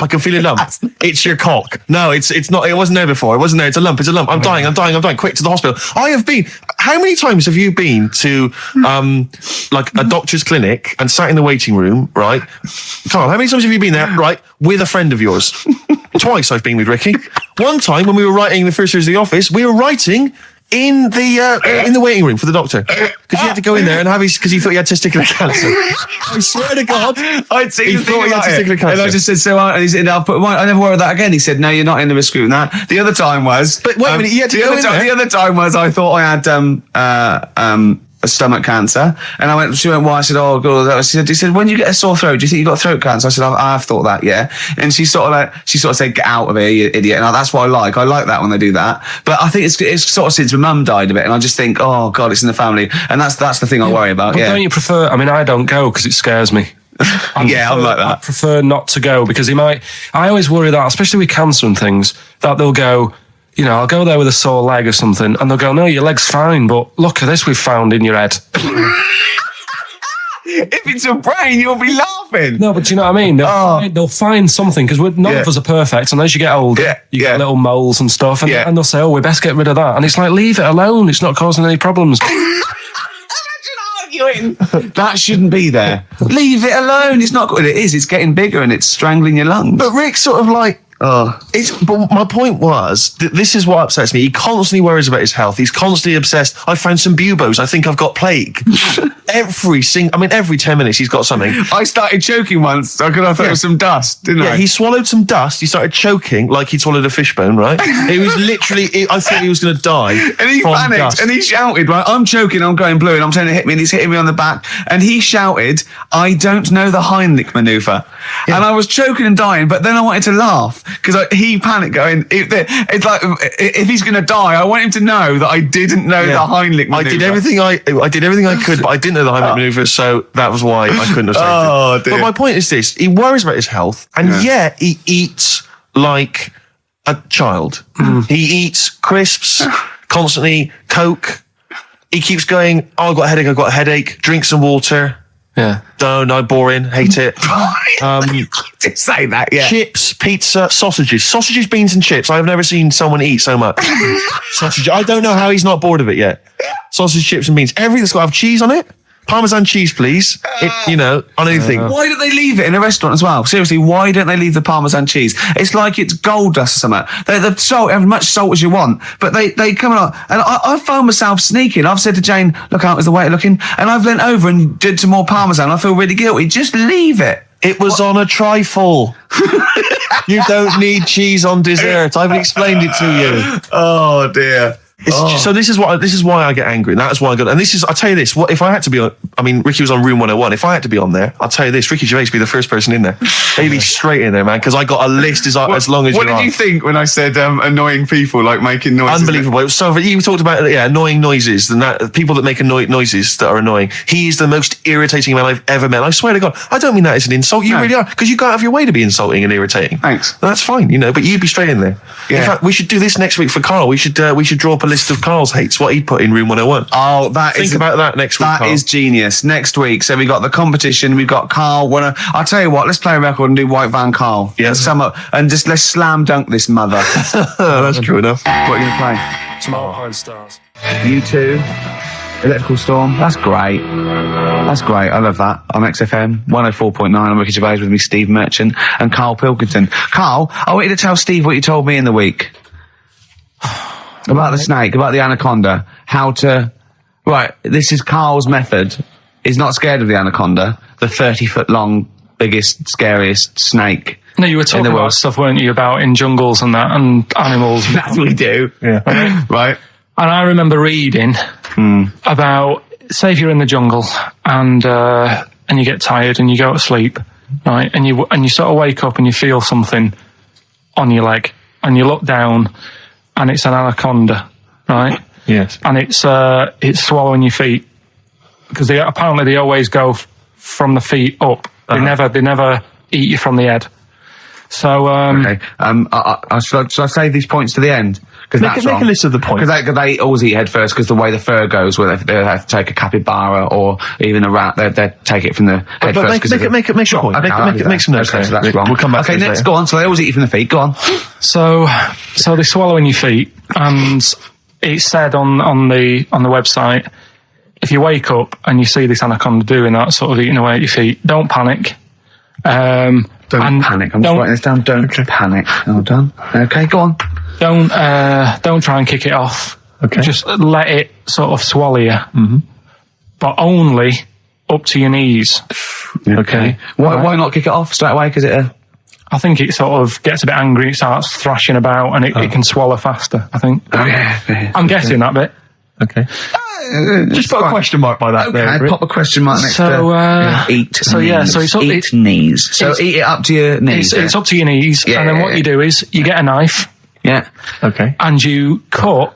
And how do you get a knife? Do you walk over to the kitchen? I was going to pop over, get knife. Where's that coming from? Get the knife. You always have a knife. Okay. Always have a knife, of course you do. Otherwise you're a fool. Always have a knife, okay? Well, come on. Yeah. If you're going to go into a jungle... Always have a knife, okay. Always have a knife, yeah. Simple. Could I just say something? Suppose you're wearing combat trousers, and the knife is actually in the trousers by the knee, the sort of pocket by the knee. What happens then? I suppose you could still reach in into the mouth, couldn't you? So anyway, you've got a knife. Let's say you've got a knife. Let's say you've fallen asleep. The anaconda's it's chewing your feet. You let it eat up to the knees. You've got a knife. What do you do then, Karl? Right. So it's up to your knees, and what you do, you get your knife that you got out of your pocket earlier, and you cut it at the mouth, right? Do you know, like either side of the lips? Right. So you're sort of cutting it in half. Right, like a Chelsea smile. And it can't, yeah, that's right. Yeah. It can't do anything. It wasn't ready for that. It can't move about because it's got like your legs in its mouth. And peel it off and walk away. Okay. My main point really is this, Karl. Never will an anaconda or any constrictor, python, boa constrictor, just start eating a sleeping man, he will crush you to death first. That's why they're called constrictors. They're not called gobblers, are they? Or holy swallowers. They're called constrictors. Why would he start eating something? Is that how they take down antelope? Just start chewing their leg? Oh, it's gone off. I'll tell you what, lads. They get together. This next one, they said, I'll tell you what, we're losing a lot of prey by just living at their ankles. They're running away. Let's crush them to death first so they can't move. Then we can swallow them. You're a fool. So anyway, right, so I was telling him this bit of information because we started a feature last week. Mm-hmm. Well, week before. So sorry, Carl, can we just go back to the crushing you to death first? Yeah, but, well, I read it. He's won there. He's beating you there, Rick. Okay. Did it say what to do if it starts with you death first? No. Did it say what to do? Supposing it had this meeting, and it started crushing you, and you woke up and it was actually round your chest. And every time you tried to take a breath and breathed out a little bit, it just tightened its grip because it can feel that. What'd you do then? You sort of tighten yourself up anyway, because I've read about that. Yeah. If one does start wrapping it around you, you sort of make yourself into a ball, first of all, and it'll wrap around you, but it's alright because you're protecting your lungs, so it can't crush you. And then you just sort of shout for help. And you shout out with this 30-foot snake. Do you know how it works? It gets as tight as it can. It can feel as tight as it can, right? With these huge muscles, right? Yep. Right? When you leave a bit of breath out, it tightens again. You won't be that out of breath. You haven't been running anywhere, so you can just go. What? And when do you get the new mouthful of oxygen? Just breathe very slowly, like you do. How? Do you know what breathing is? Do you know what breathing is? It's extending your rib cage, right? Intercostal muscles between the ribs. Contract like that. Okay, making the rib cage expand, which pulls air in through. It's like a bellow. That you can't just breathe via the mind. It's a physical process. It's your rib cage. Well, maybe I'm special, but I can do little breaths without my rib cage. Play a record, Steve. Yeah, you're special. Play a record. No. You can't take little breaths without moving your rib cage. Can I just give you the titles because we're running out of time? We've got a competition to do. Okay, all right. Let's just leave the anaconda discussion. Why don't you agree to disagree, and we'll see who survives if you crash land in the jungle. Right. All I'm saying is think. Do you know what I mean? Oh, okay. And what was the girl deaf 4 years hit her head. Yeah. That's just. What have you learned from that? What is that? Well, imagine how happy you'd be. Remember that time when I nearly died when I choked on a Mr. Freeze pop? Right? Tell us that one again. No, I told you, didn't I? Tell us again. Yeah, but the people will remember it, and then it's. They won't. They weren't listening. Go on. What happened? It was ages ago when my mum and dad used to go out shopping on a Friday. 1970s? Get the food in. get a week's load of food in the cupboard and that, and we'd they'd come in with all the food, and we'd all be like, oh god, there's no food left on a Thursday really, so we'd all be hungry on the Friday by the time the food got in. I love that they wouldn't eat it. I imagine him like jackal puppies. Yeah. Just like licking your parents' mouth for food as they come through the door. So they come in from the supermarket, they're emptying the box. Our kid had got some biscuits and what have you. Frenzy, just a feeding frenzy, like pigeons. I grabbed the Mr. Freeze pop and knocked it back really quick, but it wasn't frozen, so I knocked it back so it was like a liquid, and it went down the wrong way, right? And I was choking, right? And I nearly died. It must have been about, how long can you go before you die? A couple of minutes to do it. I reckon about a minute 50. Right, I was really close to dying. How do you know you were close to dying? Did your life flash before you? No, but I just was like... There's loads of instances of him eating pop. Yeah, exactly. I just was dead. 40 of those. Whatever, right? Anyway. What do you think you'd see if your life flashed past you? Which elements would stand out for you, do you think? Start now, go back. What do you remember? What's the first thing you remember? As a kid? Yeah, just tell me now. Being in the hall and having our dog licking my face. That's your earliest memory? Yeah. Okay, what's the next one? Right, next one's probably being at primary school with Lindsay.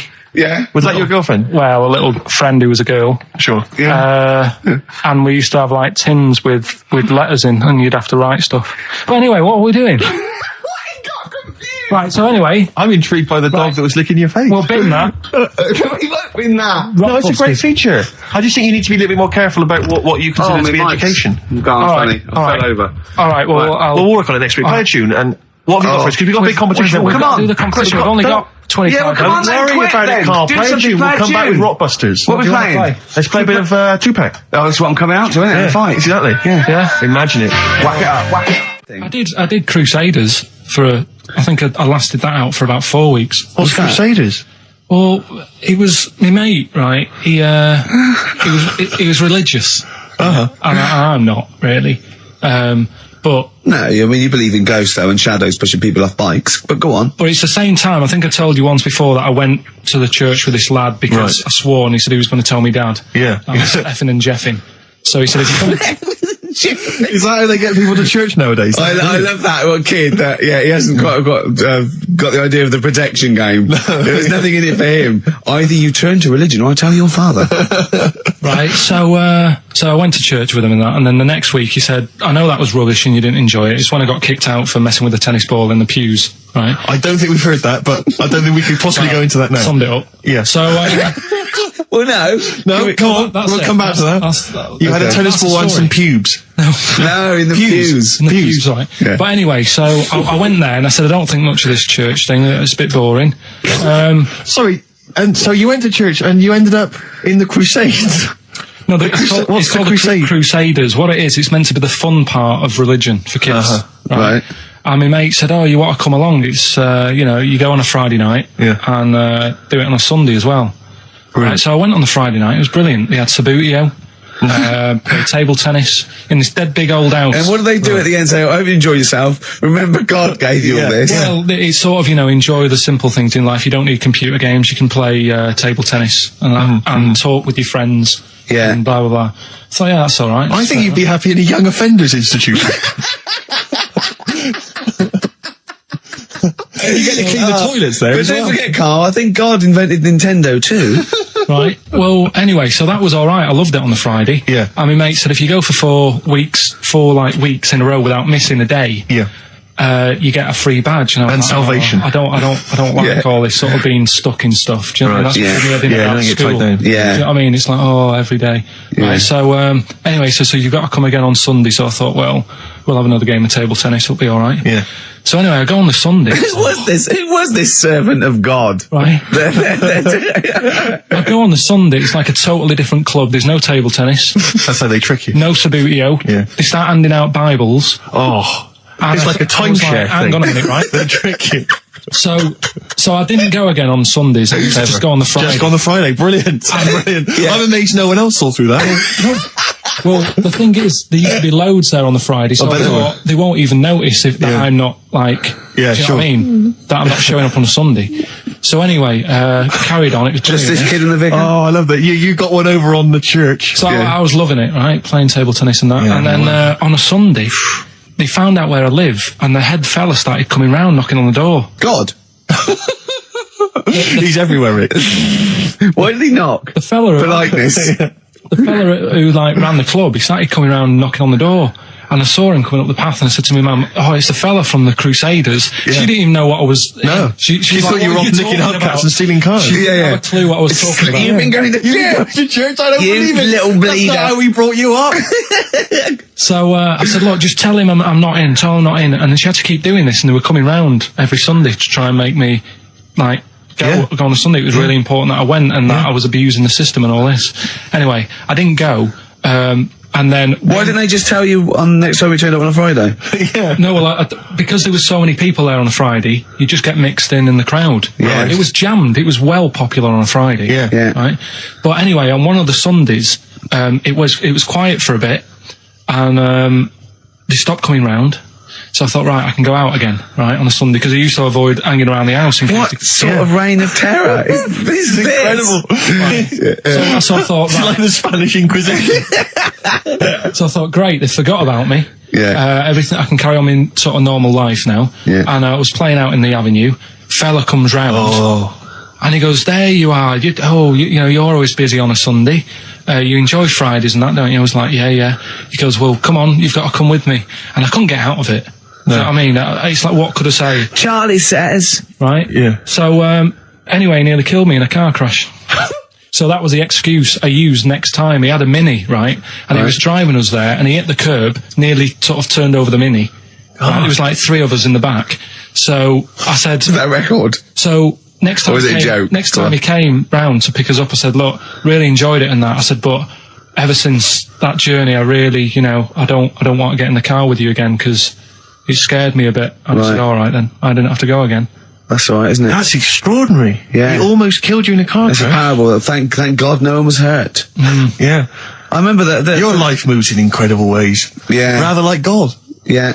So, there you go. they're probably round there now, aren't they? Going, is he coming tomorrow? What we got? Well, we're talking about the prizes next. Well, let's talk about the prizes. We've got the big game Rockbusters coming your way soon, Rick. I know you're excited about that. And like, is there more Educating Ricky this week? Have you got that planned? There is. We are struggling on that feature a bit now because I feel like we've covered a lot of topics. Yeah, I know. Well, I know about hairy Chinese kids Yeah. and deaf people that hit their head and can hear again. So I don't think there's lots more to learn in life. Lady Stardust off Ziggy Stardust and the Spiders from Mars on XFM 104.9. I'm Ricky Gervais, Steve Merchant. Karl Pilkington is in the middle of educating me. Then, educate me. Right, so, I've learnt that you can, you know, fiddle around with your brain when awake. That's brilliant. I've never been a fan of doctors though, so this was a good one for me to look up because... Yeah. Did I tell you the time when the doctor said I was going to die? All right, keep talking. Right, ages ago, must have been about 15, right? And at lunchtime there was this... We used to have a choice of stuff to do at lunchtime, right?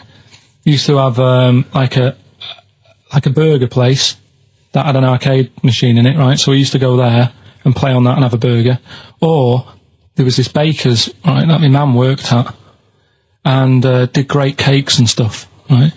So she used to like bring some home and that, but she couldn't always bring them home every night because, you know, they'd cost money and she used to get them for free. And they used to say they'd rather chuck them away than give them to the staff because there's a chance that the cream might be off. Right. Right, so they used to chuck them round the back. So I used to go round the back with my mate and eat a load. Brilliant. Eating out of bins. No, it wasn't out of bins, they were still in trays, but they just stacked them up near the bins, right? So this got out, I mean, it used to be chocker.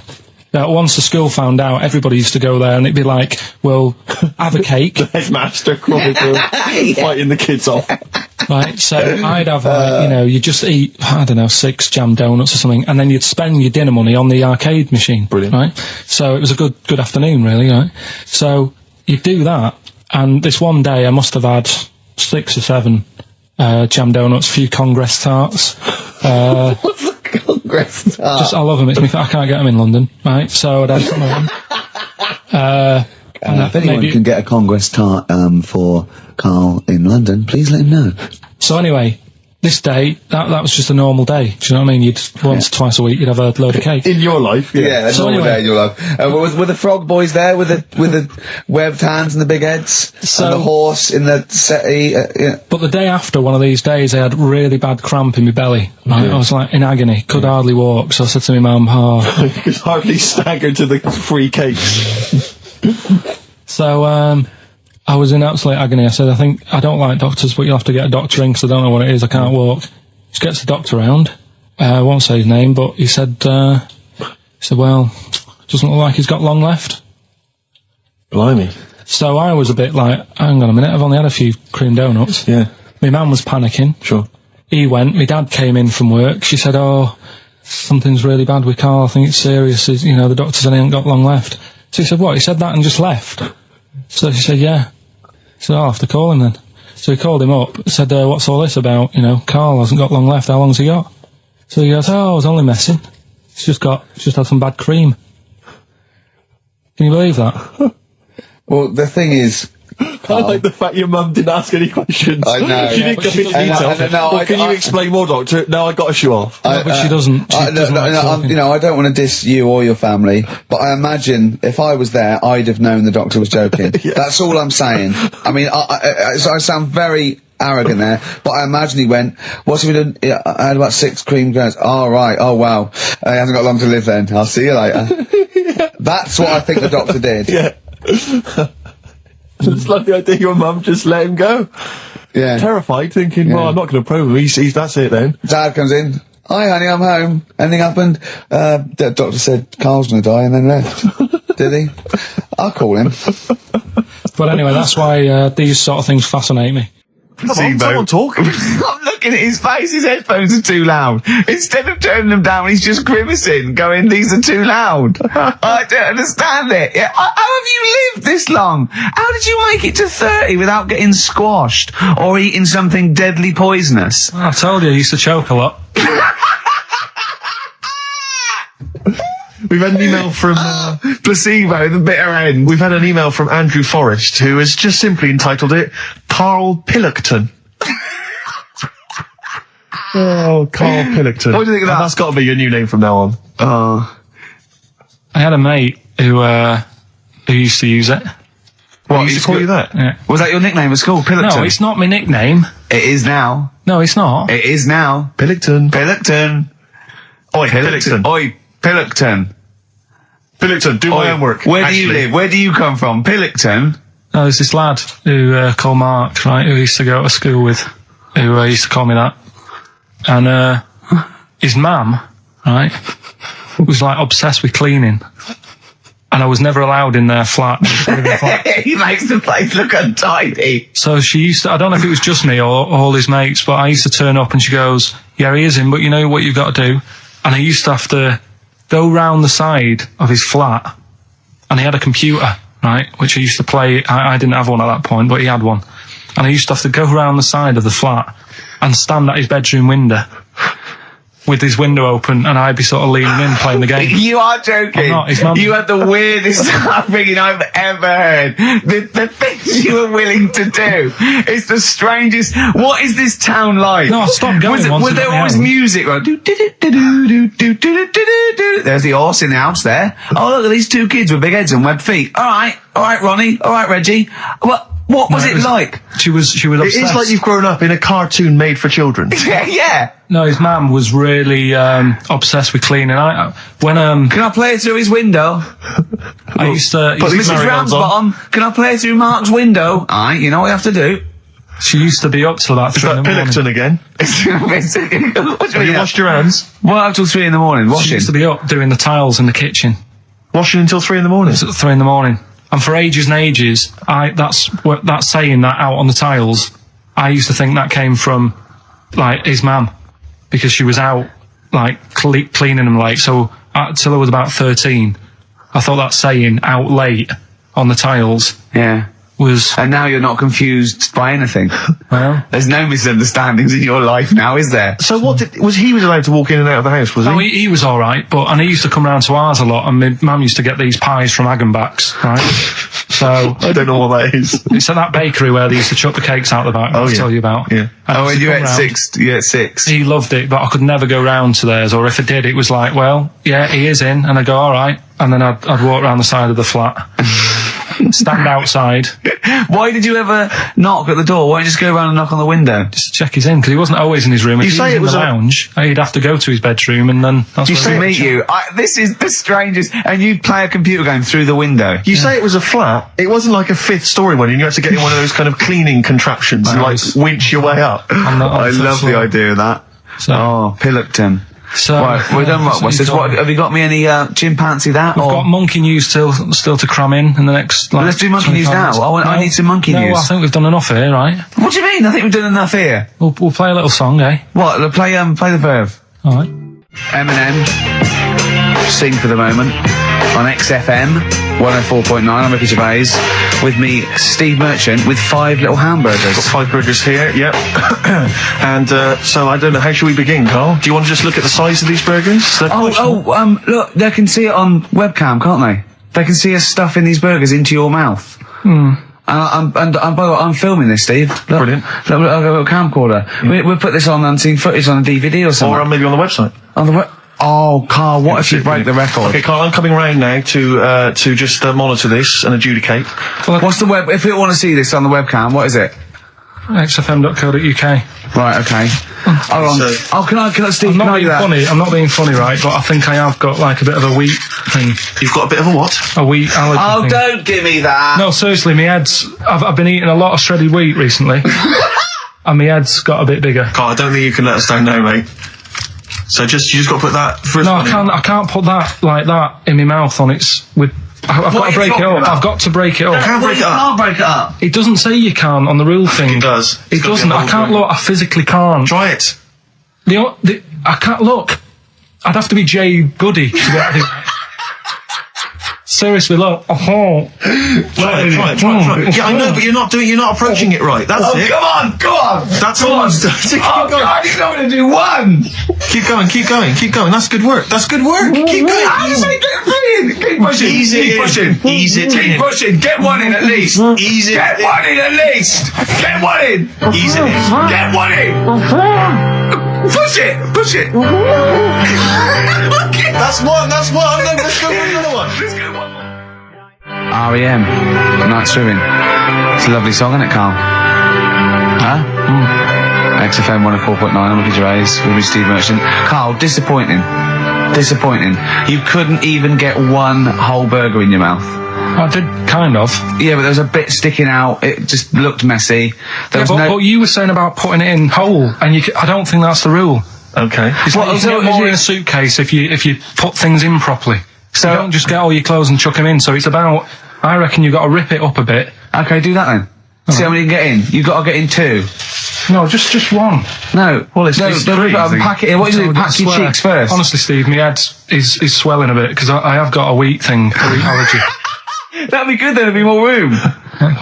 Right. Okay. Look, Carl so is now that's- just sticking it in his cheek. Yeah. Don't eat any. You can't swallow any. It's like a hamster. You got to work it like a hamster. Yeah. Stick it in. Come on. He looks like Marlon Brando in The Godfather. Come on. Don't lose any yet. Right. Pack it in, then use your fingers to pack it in. Come on. Wedge it in.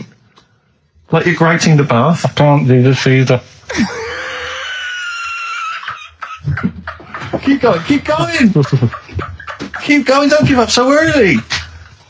This is part of the problem. You just give up, Carl, too quickly. You failed again. It's like your history O level. Come on, Carl.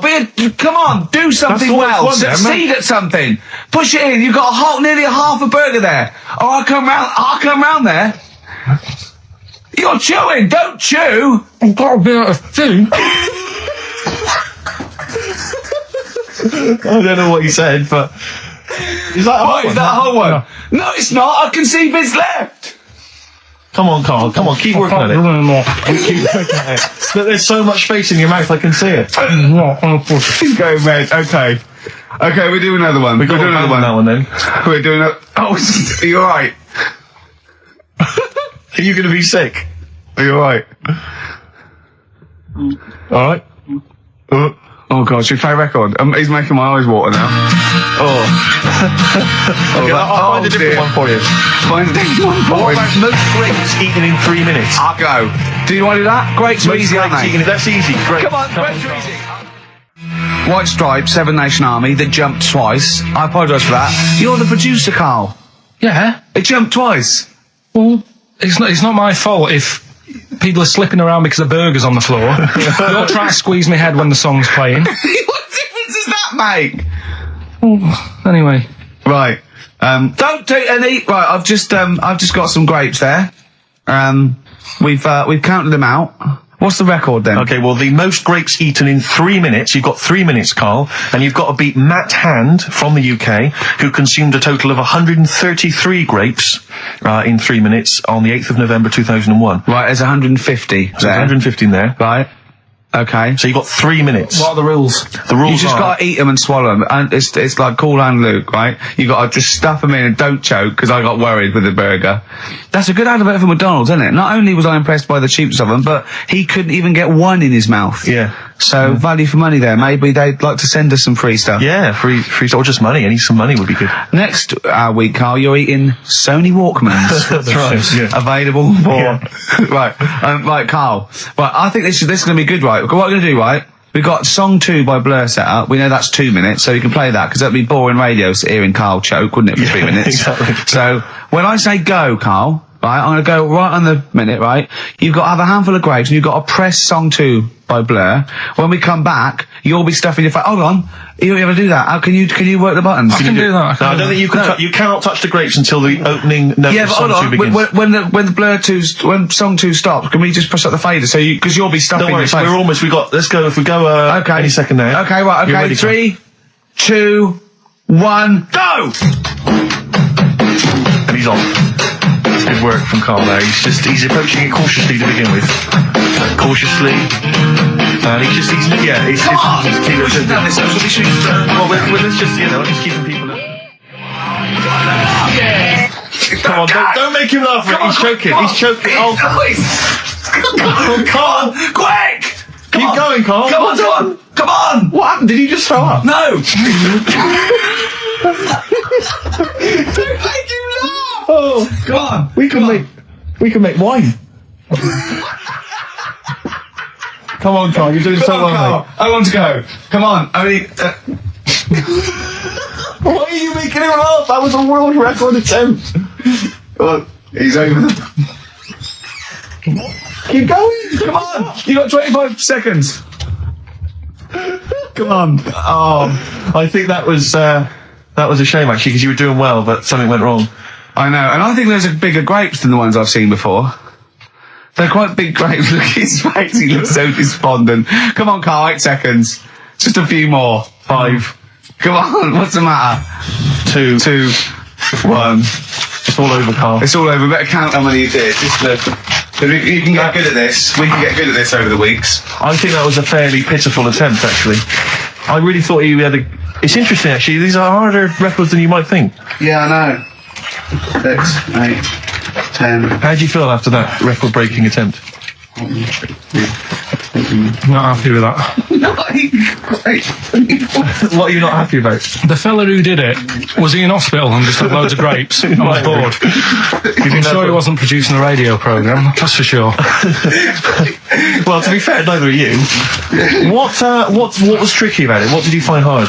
I think having Ricky standing over me, sort of shouting, "Go on!" isn't normal. No. But that wasn't... He hasn't eaten any! Hold on, that's 50 left. That's quite a poor attempt then, by the seam of it. Would you think about trying to maybe do that again in a couple of weeks? Would you do some practice and try that again? Leave it to the experts. And I noticed a tricky point, maybe sort of when you had about 50 seconds to go, you seemed to be spewing things into the bin. What was that? Again, mainly Ricky standing over me. So 88. He's got 88 left. Okay, so what's the mental arithmetic there? Because we put how many in? It was 150 in the thing, wasn't it? What did I say? What did I say I had left? Well, I'm not doing it again. 88. So You had 88 left. There's 62. God, you're only at 62. What's the matter with you, Carl? There's people start you at 62. That is rubbish. That's disappointment. Let's leave that. So you failed on 2 world record attempts there. 62, and the record's that is rubbish. What were you doing? Oh yeah, but like I said, I've got a small throat. I can't drink a drink quick. Ever since the Mr. Freeze Pops when I was 6, that I nearly choked on, I nearly died on, I can't go back. It'd be like asking, I don't know, someone who got run over to play Frogger or something. What's Frogger? What, you mean real life computer game? Well, just a computer game brings back memories, doesn't it? And I can't do that. What's Frogger? Does Frogger get run over? Yeah.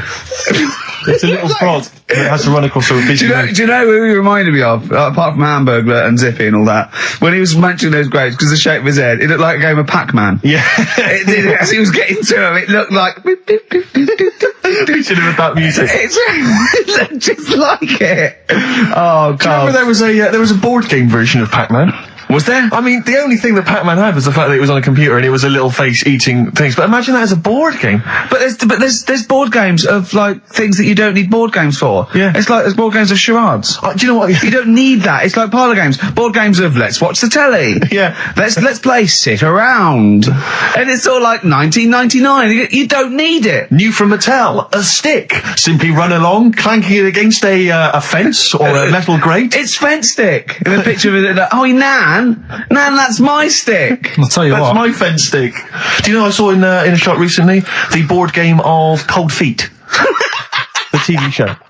That is a winner. You are John Thompson. Yeah. Go back. Yeah. It's a good game. Drink 8 pints. Go on. Songs of phrase.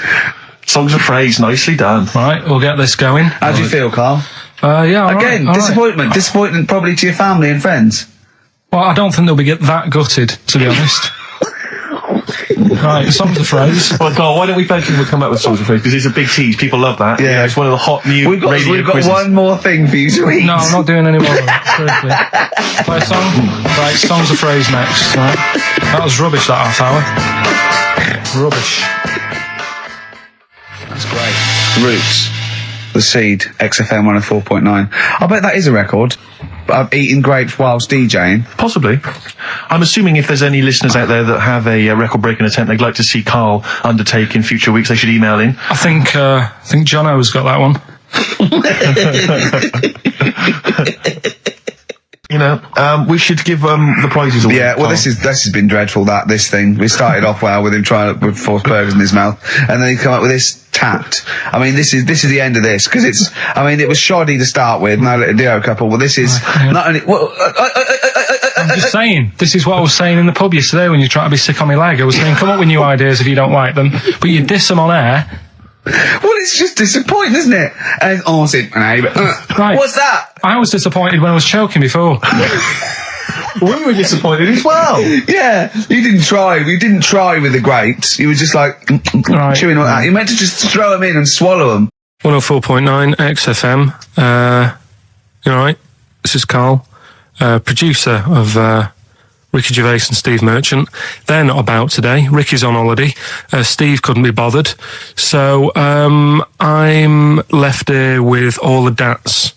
That's a digital audio tape of all the shows they've done since they've been here over the last, I don't know, year and a half or something. So we'll play you some of the best bits. All right, so here's the first bit. Listen, still to come, right? We've got the monkeys thing. Oh, chimpanzee that. And when I was out last Sunday, right, at Johnny's birthday party, Yeah. Steve was there. Yeah. Got talking about stuff. And a debate that we didn't really finish cropped up. It blew your mind, didn't it? Amazing. Oh, I know about this. Steve told me. This is the infinite amount of monkeys. Or a monkey with a typewriter and an infinite amount of time would eventually come up with the works of Shakespeare. Yeah. There was no debate. It's a philosophical, mathematical problem. There's no debate. It's true. It wouldn't happen. No, listen, Carl, listen. Infinity sorts it all out for you, right? An infinite amount of monkeys at a typewriter, right? They do everything. They type everything. Infinity just sorts it all out for you. There's no getting to it and they're going, oh, well, let's have a look what they've done. This one's come close. Did Romeo and Juliet. It would do it all. It would type everything ever possible, conceivable. Yeah, but It's a mathematical thing. Well, Infinity we've heard your side of the argument, Rick. And I'll be honest with you, it's a persuasive one. But let's hear Carl, because he heard about this in a pub last week. Yeah, so what's he's your got some problem? strong What's your ideas problem with himself. it? What's your problem with it? well, first of all, right, you're saying it's a load of monkeys. It's not just one monkey. That Depends. can live forever. No, wait. It's either a chimpanzee with a typewriter with an infinite amount of time. He would eventually, by definition, mathematically, type everything ever possible. Okay, or it's an infinite amount of chimps with typewriters, and one of them will type it first time. But already that's not right. You either need to have What do one you mean? monkey. What? You mean Let's hear his employment point. laws? He What do you mean can't- it's not right? Let's hear him out, please. If it's one monkey Yeah. with a typewriter that's got loads of ink in it and that, right? At least it knows what it's done in the past. It's not. Keep going. Crime. If you've got a load of monkeys, it's like if you have too many. What's that saying about too many chefs? Too many chimps spoil the soup. Right. Well, it's the same thing. It's like, well, I didn't tell you to put salt in it. I was going to put salt in it, and it messes it up. Whereas if it's just one, they know what's gone on. So what I'm saying is, Honestly, leave him go. I can't be bothered. I want to hear. I want to hear the rest. This blows my mind. He doesn't know what this does to me. It's a mathematical problem. I want to hear the rest. Well, it's just, I just don't think it will happen. What do you mean you don't think it'll happen? Infinity works it out for you, by definition. Well, what's stopping them typing the same thing again? They would. In fact, the problem should be, if you had an infinite amount of time, that it would type, it works for Shakespeare an infinite amount of times, and everything else an infinite amount of times. But, you know, that's not as... But not Shakespeare. Oh! Shut up! You idiot! Rick, do you know what he said to me? I said to him, I explained it to him. I said, you've got an infinite number of monkeys, infinite number of typewriters. They will type the complete works of Shakespeare. He said, have they read Shakespeare? You're an idiot! Play a record. said, no, I'm not having this conversation. I'm not having it because it really, really winds me up. But you're saying they'll do it with no spelling errors. Well, they do it an infinite amount of times.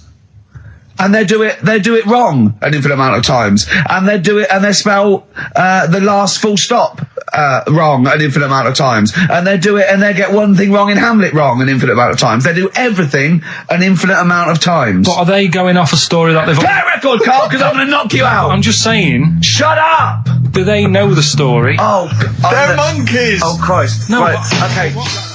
Right. The Cure, obviously, Yeah. that song. Right, Carl's been taking phone calls for these clues. Right, and so everyone's been saying the same thing for the last one. He's been going, no, and I'm worried. I'm always worried. FD. I just overheard him on a call. They're going, oh, what have I been saying? Oh, no, it's FP. Dickhead.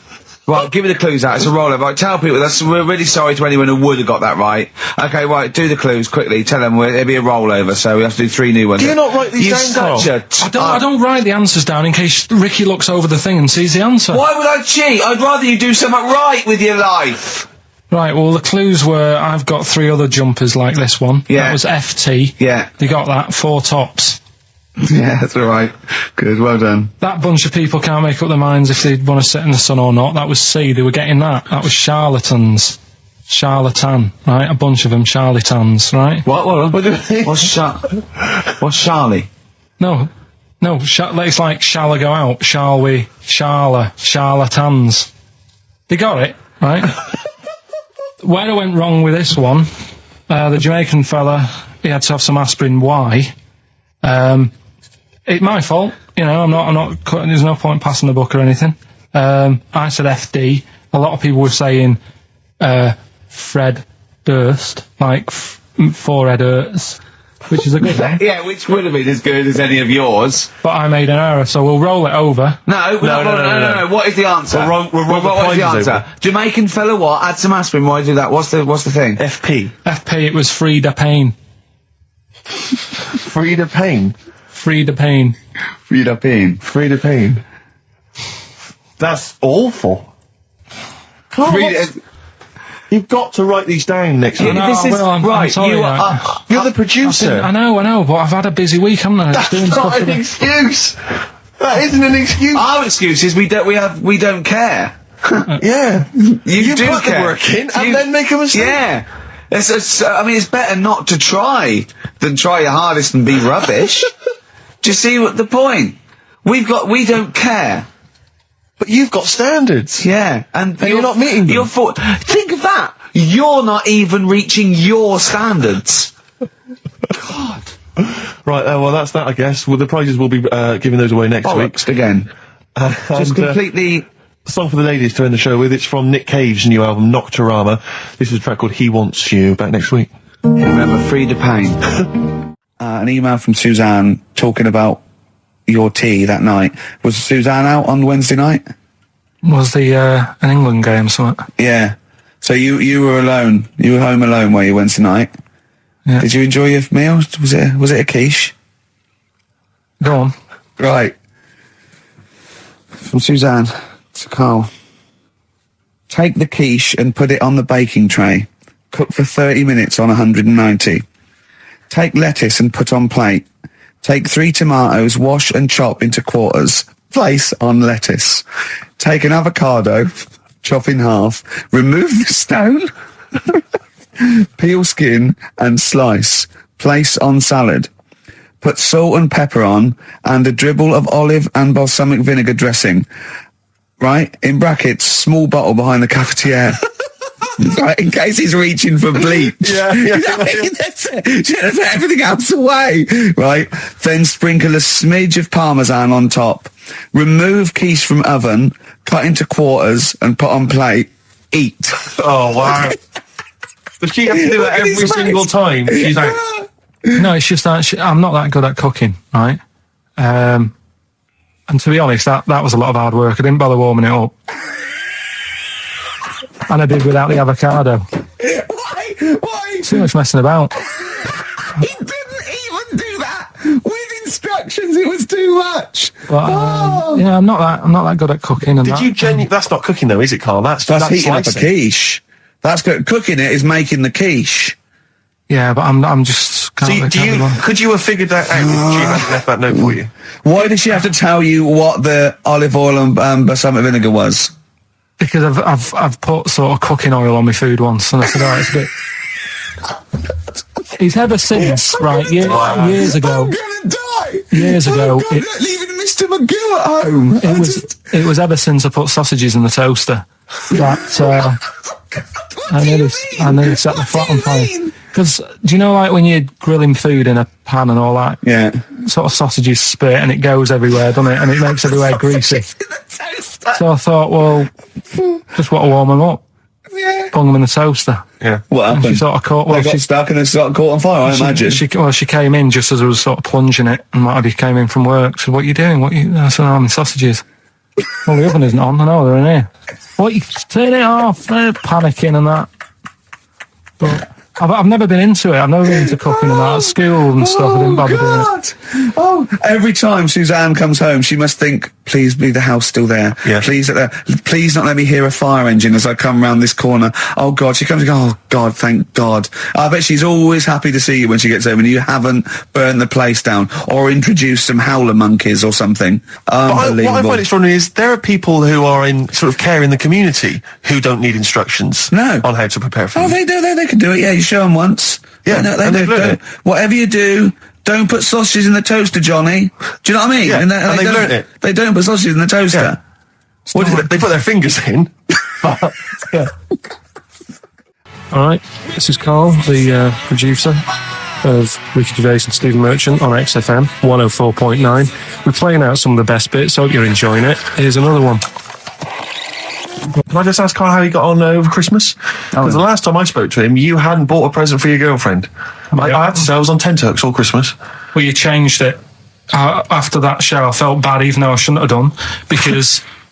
Because you hadn't bought your girlfriend a Christmas present. I said to you, I booked a table at a hotel in Covent Garden, had Christmas dinner there, which was nice, right? It's good food and everything. Didn't feel like enough to me. Well, then I went out and treated some stuff, and then... No. A couple of days before Christmas, he went, I took Suzanne to that hotel we're going to go to for Christmas dinner. We had tea and cakes. And I went, oh, you treated her? He went, no, she paid for it, but I was just showing her what it was going to be like. That was her extra treat. She paid for it. I love that. Brilliant. Yeah. Well, it was like 150 quid for a meal for two, which is pretty dear. So I'm not going to buy her cakes as well. All right, love, have anything you want. You pay for your own pudding, I'm not mental. Yeah. You treated her to some other stuff. Some bits and bobs. What, so she chose them and you paid for them? What, the presents? Yeah. No, you chose them and she paid for them, but you know, it's the thought that counts. I got them on the way home that Saturday. Well done. And what did you buy? Shops. Well, just some bits. It might be personal, Steve. Well, I don't care. Just some bits. Yeah, bits and pieces. Leave out the personal bits. What bits? Just little things. And then yesterday, right? A monkey wrench and a new washer for the shower. Yeah. Some recordable CDs that you need for your job. Oh, dear. Now, when you gave those presents to her, did her face light up?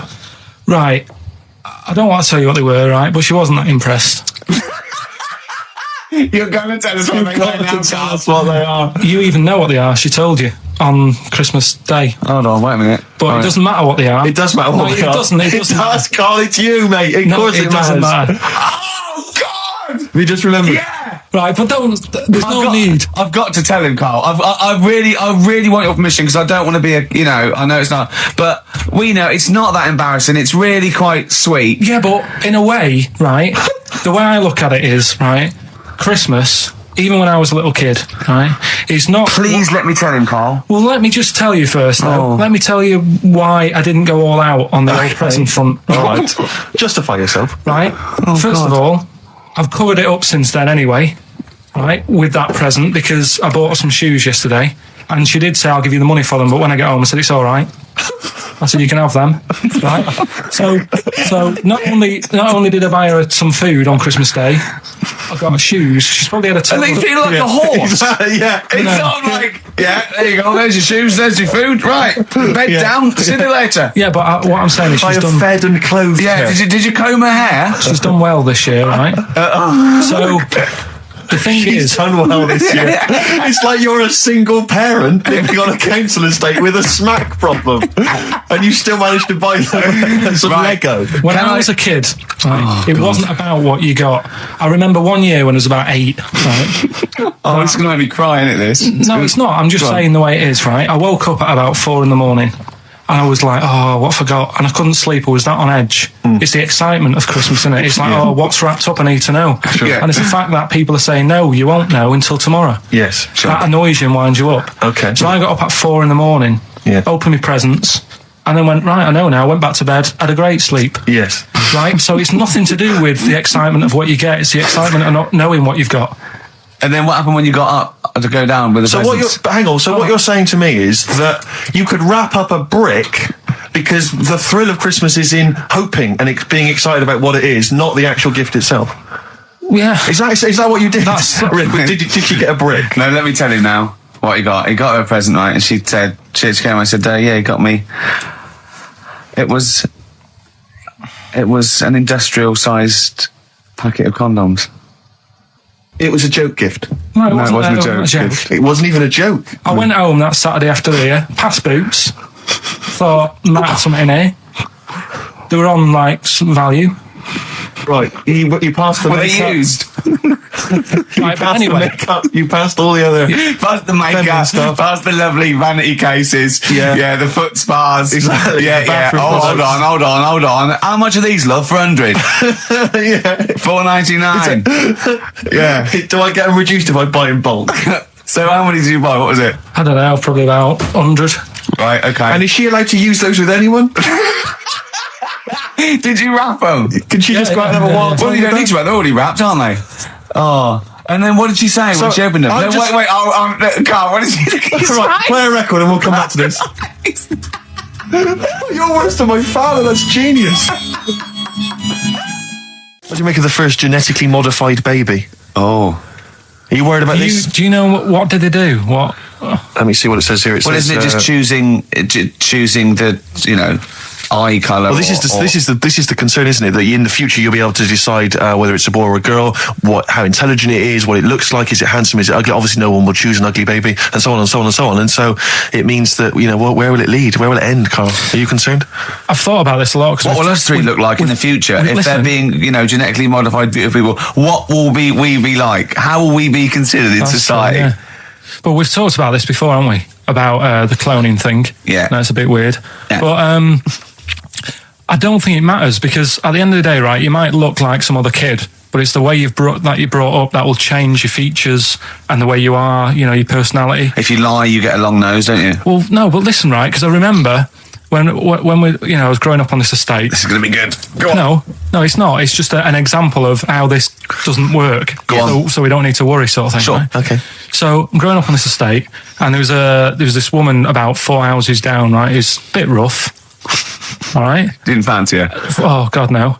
Right, but she had a baby. Well, tell me about her first. I'm interested in this woman. Why was she? It was a very... She looked like a man in a dress. I didn't grow up in a posh house or anything. I'm not saying that if you live in a bit of a rough house, you're a bad person. What does she look like? But anyone can Tattoos? clean up. Look like Tony Green with a fag on. They didn't clean up much, right? Oh. Which, even if you've not got a lot of money, you can still try and make the place look nice. Yeah. Right? But she didn't, and a kid used to take a horse into the house. Sorry. Whoa, Neddy. What do you mean a kid used to take a horse into the house? Where did they get a horse? Must have nicked it from somewhere. Must have done. You seen horse in it? No. What, is that from outside the saloon round the corner? Was it just tied up with a bit of Right? Oh, that's great. Did Big Jake come looking for it? I'd been out. Oh. Sorry, let me get this. This was before the lynching stopped or after. Where's he get a horse from? What do you mean he must have nicked it? His mum said, where'd you get that from? I bought it. All right then, but keep it out of the kitchen. I don't want you going Catlin rustling. Where did he get a horse from, Carl? And how long did he have it for? Was he leading it or riding it? Mum, open the door, I can't stop. I can't stop it. Open the patio door as well. Looks like we got us a runaway. What do you mean? I don't know, but the thing is, they couldn't afford to buy one because they're not cheap. So I'm just guessing. Maybe that's wrong of me. But I think... He had a horse? Yeah, right. So that's why the family didn't have any money. They'd spend it on the horse. No, I don't think, that's what I'm saying. I don't think they would have bought it. So anyway... Yeah, it's wise to whisper, Carl, in case they're listening. Yeah. And they could be in the room next door. It's not buying it, it's keeping it as well. So I was like in the car with my dad coming into the avenue, and you used to have to drive down it to turn round. And you know, sort of go back to our house. You had the traditional method of transport. Yeah. And the horse was in the lounge. Reading a paper. Just like walking around. And when I was doing, I tried to earn myself some money once by flogging little flowers in plastic cups. What? This is genius. It just keeps coming. What do you mean you're trying to flog little flowers? What do you mean? Wait.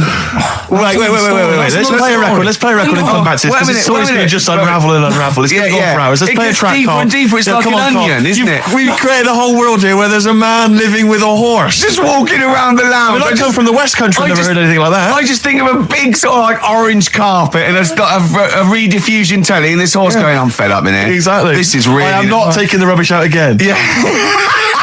Right, play a record. Let's have Velvet Underground. We've got that lined up. Oh, yeah, the classic from the first album. I'm waiting for the man. Let's come back to the horse in a second. Little flowers in pots. What do you mean? Probably you're thinking, Rick, isn't it time that we do our usual roundup of what's been happening in the news? Yeah. Which we always do every week. Yeah. We always do something, which is, I mean, basically, if you're listening and you're a new listener, say you work at a newspaper, we always try to be informative, just try and put stuff out there that just educates people, informs people. What are you thinking? Well, I said Monkey News is coming up, but what have you got? No, I was just looking on the net there and just found a couple of quite important news stories, probably worth mentioning.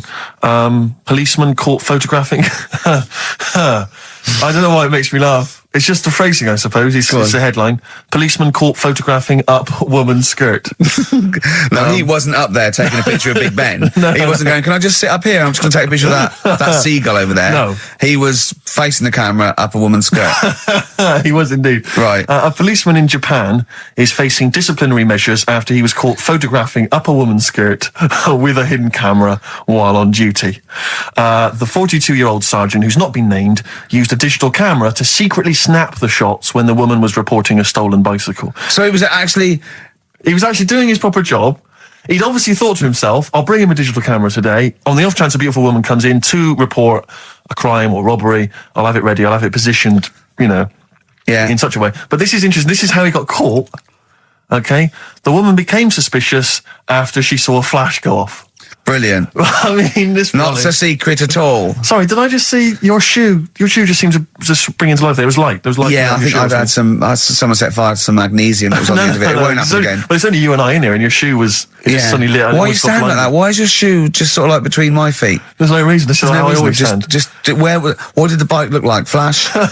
So, are you taking pictures of my family? No. And no, I'm not. And you should be wearing knickers anyway. Well, how do you know that? What? How did you know I'm not? How did I know what?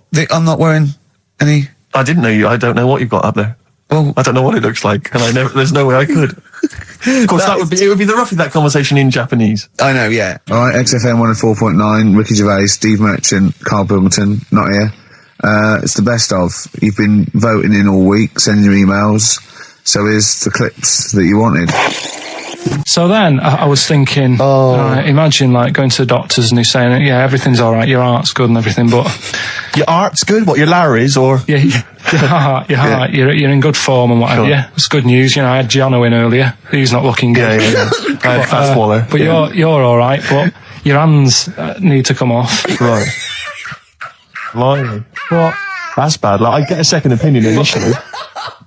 But I better good news, I've got a nice pair of feet I can sort you out with. Yeah. And he puts them on, and then I was thinking, right, first of all, washing up, what would that be like? I thought, Steve. that'd be tricky. And then the second thing was, it'd probably ruin the sort of the shape of your jumper. You have to keep putting the feet through there. Yeah. And then I thought, but I could still cycle in Okay. to work. You could run in. Well, that's the thing. You'd be really fast. Well, that's what I was thinking. I thought I could still cycle because I could balance, and then I thought, but the only thing is I probably couldn't pull the brakes. Because of the little short things. Yeah. And then, like you, I thought, but then again, you're running in half the time. So that's what was going on in last night. Right. That's what I was thinking about. So did you How have long did this take? Well, how long does it take to wash up? Right. Because I imagine you just being there for like all night. Probably 25 minutes. How long did the little Chinese fella dance for in his pants? He's always doing it. Last night he was at it for like 10 minutes. Just, yeah. And his girlfriend never sits in the same room as him. She's always sat in the bedroom. She's going, you dance in pants again, I go in next door. Well, she was in the bedroom. She's always in the bedroom, sat on the floor, on the mobile phone. Right. All the time, yeah. It's weird how people's lives are just like, it is like that Groundhog Day thing. It's like, he's jumping about in his underpants. The old woman's sat there reading a book. Yeah. And that's what got me thinking about my life. Do you think she ever Are goes... you sure she's not dead? Every time you look down there, she's just flicking through it. She's just reading this book. The pages never turn. She never seems to finish it. She never moves from her chair. Are you sure the Chinese Her girl's cats going... are dead around her. I'm going into next door again. That little round-headed the fella's smell. looking in. He's looking in at me. The bouncer goes, "Don't worry, love, I'll go and beat him up." But he's That's always true. getting ready. That's true. They see you staring at him, washing up, going, "I could have feet here," and they get scared. The old woman's dead. Oh, Carl, dear. can you tell us roughly which neighbourhood you live in, so that we know? It's central. Central, is it? Yeah. Yeah. Wow, imagine if that little... Was he a Chinese fella, did you say? Yeah. Imagine if he was listening now. I'd love him to call in and explain his actions. Well, he might be on some other radio station talking about a lad who's always washing up and looking at his hands in a mysterious way. But do we have this doctor that would go, "Well, all right, Carl, you can either leave them as stumps or I've got a lovely little pair of feet." Why? I told Jane this, and Jane went, "Is that the only choice?" He could say, "Could I have some dead man's hands?" Have you got any? Where do you get the feet from? Where do you get the feet from? Can I have? What would you rather have then? Human feet or monkey paws? Well, I mean, that wasn't an option last night. That if the doctors said... No, it wasn't an option last night, but don't forget, it's in your head, Carl. This didn't happen. No, but I'm just saying, at the time, that's all the doctor had to offer. But it's your head, you can go anywhere. No, it wasn't a real doctor to offer. It's in your head, you can go anywhere. You're not trapped. Yeah, but if you can do anything, then you'd say, we'll sort us out some other hands. Fair point. Let's play record. We gotta come back to this. Okay. It's not his fault. Let me have It's Not His Fault. You gotta save this. This has got to teach me something. It'll be an interesting story. Right, it's not his vault. This fella... What year? Ages ago? Olden times? I'd say in the 70s. Okay. Would you? Any evidence for that? And, Does he wear flares in the story? Right. Is that your reason? no, it's a bit like Yuri Geller, this fella, right? Where he's electric. He's electric. And if he walks past the telly would fizz.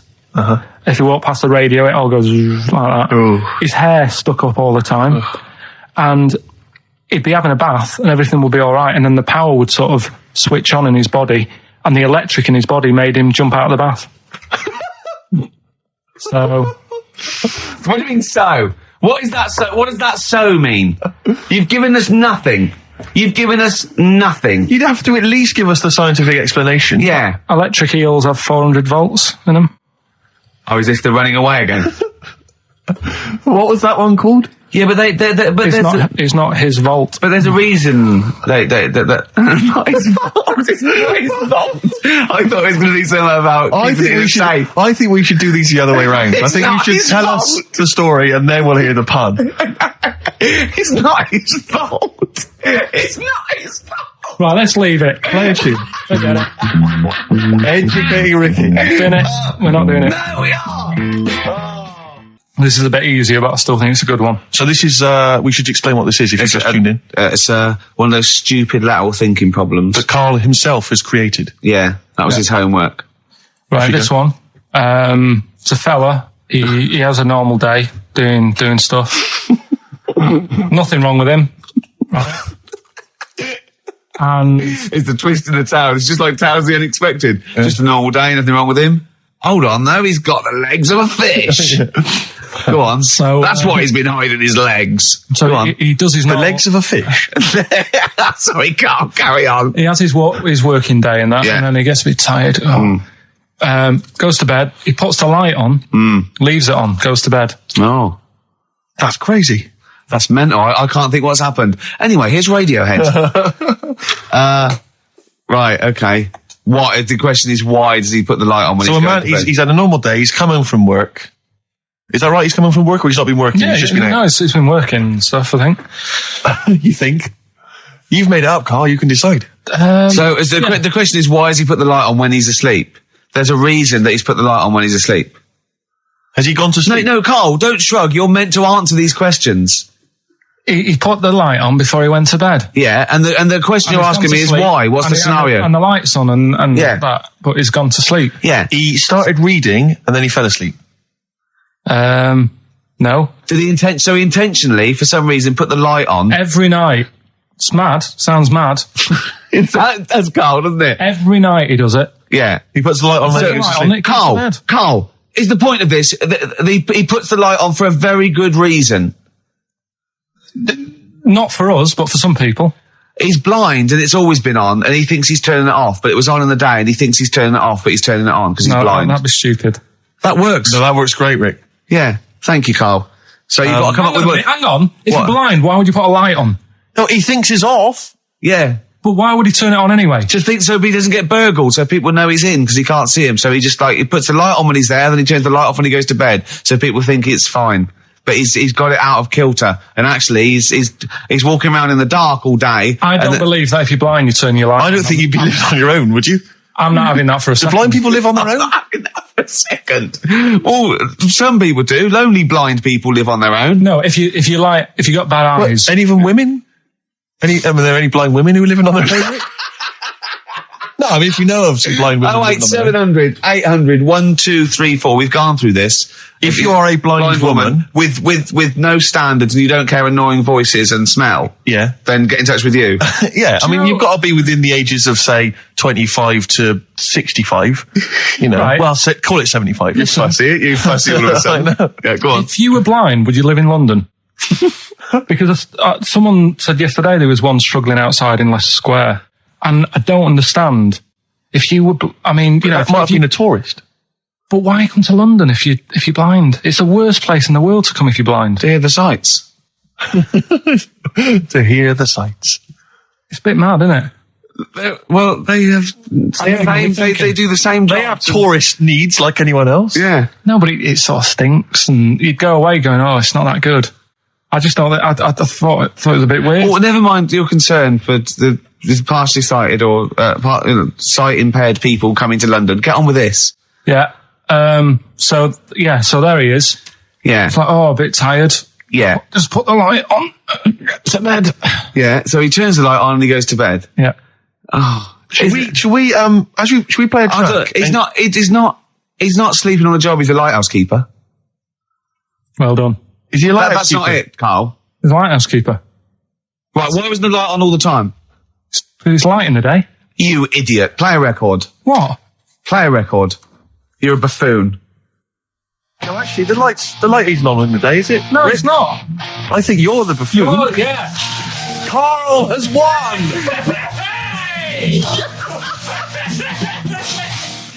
He had some Germans laughing at him on the tube because they recognised him. You don't think of that? Well, because obviously Ricky doesn't travel on the tube anymore. He's too rich for that. I never did. I always thought it was beneath me. Sure, but They used to walk everywhere, didn't Yeah. you? But I'm still forced to take the tube, and I sat on the tube, and it pulled up, and outside the window, just happened to be on the station, was one of the posters with us. So I was kind of there, not realising it was behind me, and these big kind of fat German or maybe Bavarian guys. Well, they're in lederhosen eating sausages. Yes, they were. They're Bavarian. Yeah, they were.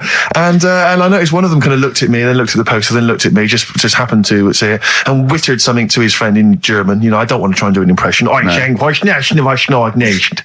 That's freaking goggle eye. Oh, wow. I think that no. But I know what you're thinking. It means it doesn't mean that. Right. Okay. It means what's a rough translation? Elegant boy. Right. Okay. Yeah. And so anyway, That's streaky goggle eye. He pointed out the poster, and his That's mate, lanky piss and streak. and his mate burst into laughter. And then we pulled. Well, they've got a great sense of humour, the Germans. Well, that's indeed. the thing. But we rumbled onto the next. We rumbled onto the next station, and the poster was in exactly the same place. And this time they tapped the shoulder of someone else on the train and pointed me out, and that person also laughed. An Italian?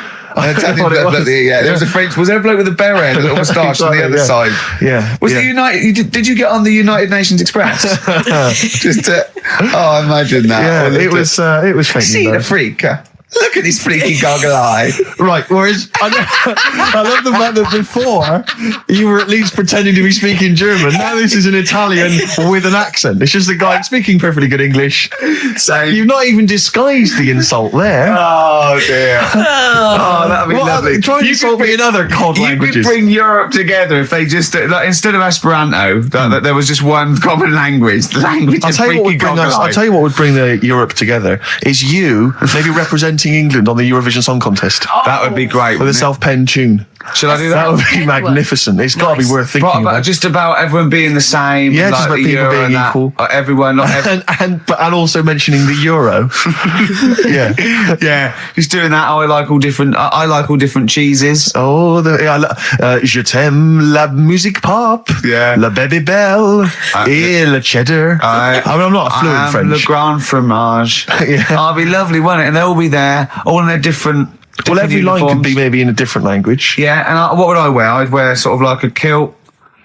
You wear a kilt, but you'd also have on your head one of those kind of big, what are they called? Those big furry hats that beef eaters or whatever wear. Or Yeah, one of them. Is it Yeah. kind of a busby or something? busby, A busby. yeah. Wear one of those, or maybe a kind of policeman's helmet, That'd a be Bobby's good. helmet with the kilt. Yeah, You'd have the clogs. I'd wear the policeman's helmet under the kilt, so they just thought I was really enjoying the show. Yeah. Good idea. Hey? Excellent. I think we talked for about 3 minutes without having to mention some kind of genitalia. Doing very well, We should actually, boys, celebrate yeah. by playing one of my tunes of the year. Really? What one is it? U2 Electoral Oh, Storm. I know you're a big fan. Yeah, I know no, you're a good big fan. choice. Well done. Cheers. Darkness growing on me. Love that. Love the darkness. This is the Best Of Show on XFM 104.9. I'm Ricky Gervais, with me Stephen Merchant. Yes. I hope you're enjoying the Best Of. I remember, I think all kids go through a phase of shoplifting.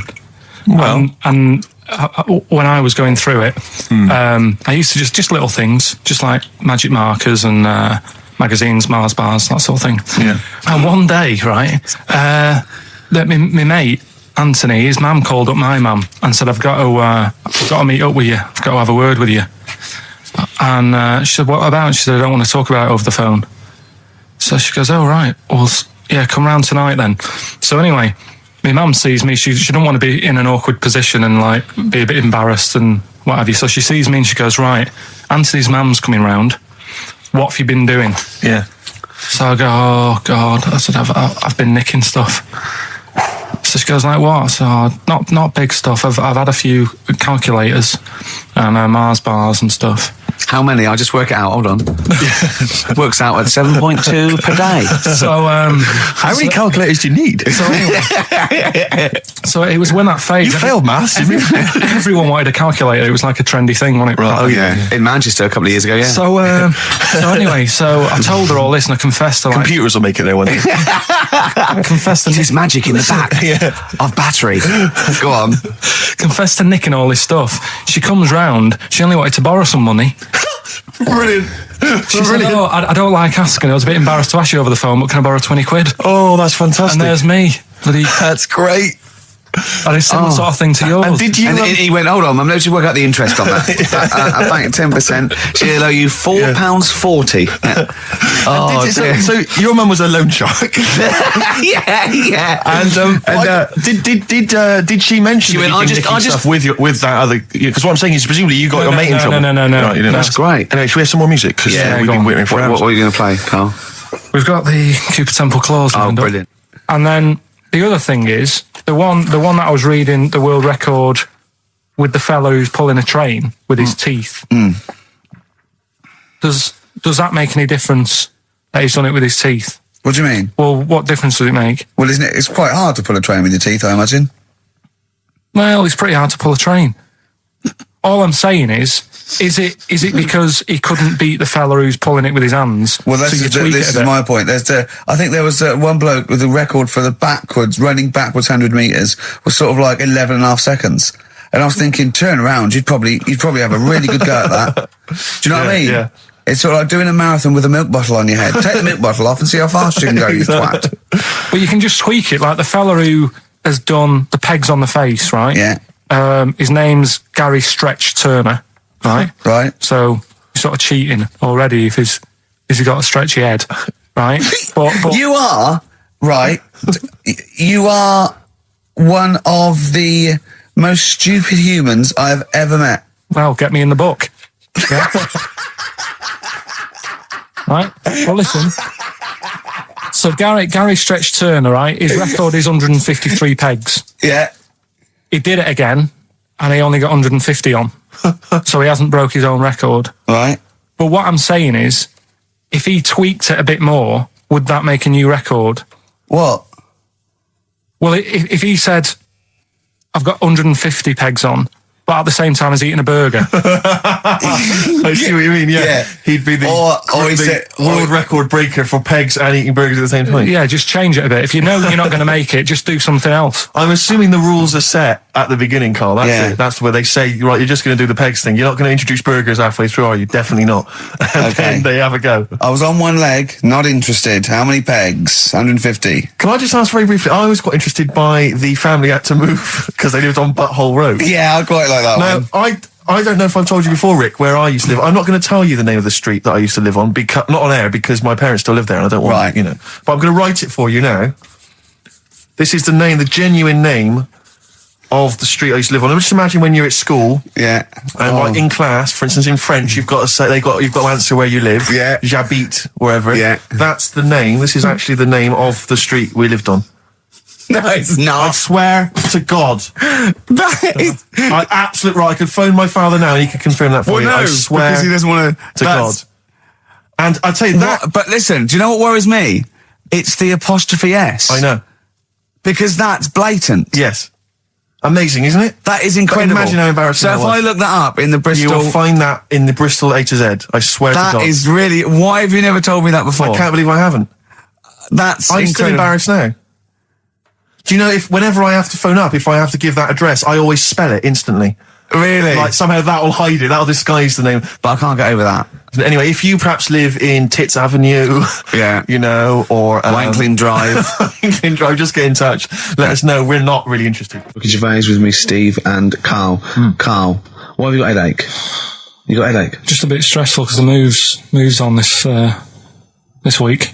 Oh, you're moving house? Oh, by the way, the XFM listeners came round to my house and bought the futon and table. Did they? Were they happy with it? Quite normal. They were well happy. Yeah. Couldn't believe the luck with it. What do you mean quite normal? What do you mean quite normal? Well, it's always a bit scared, isn't it, getting people round. I imagine they were scared.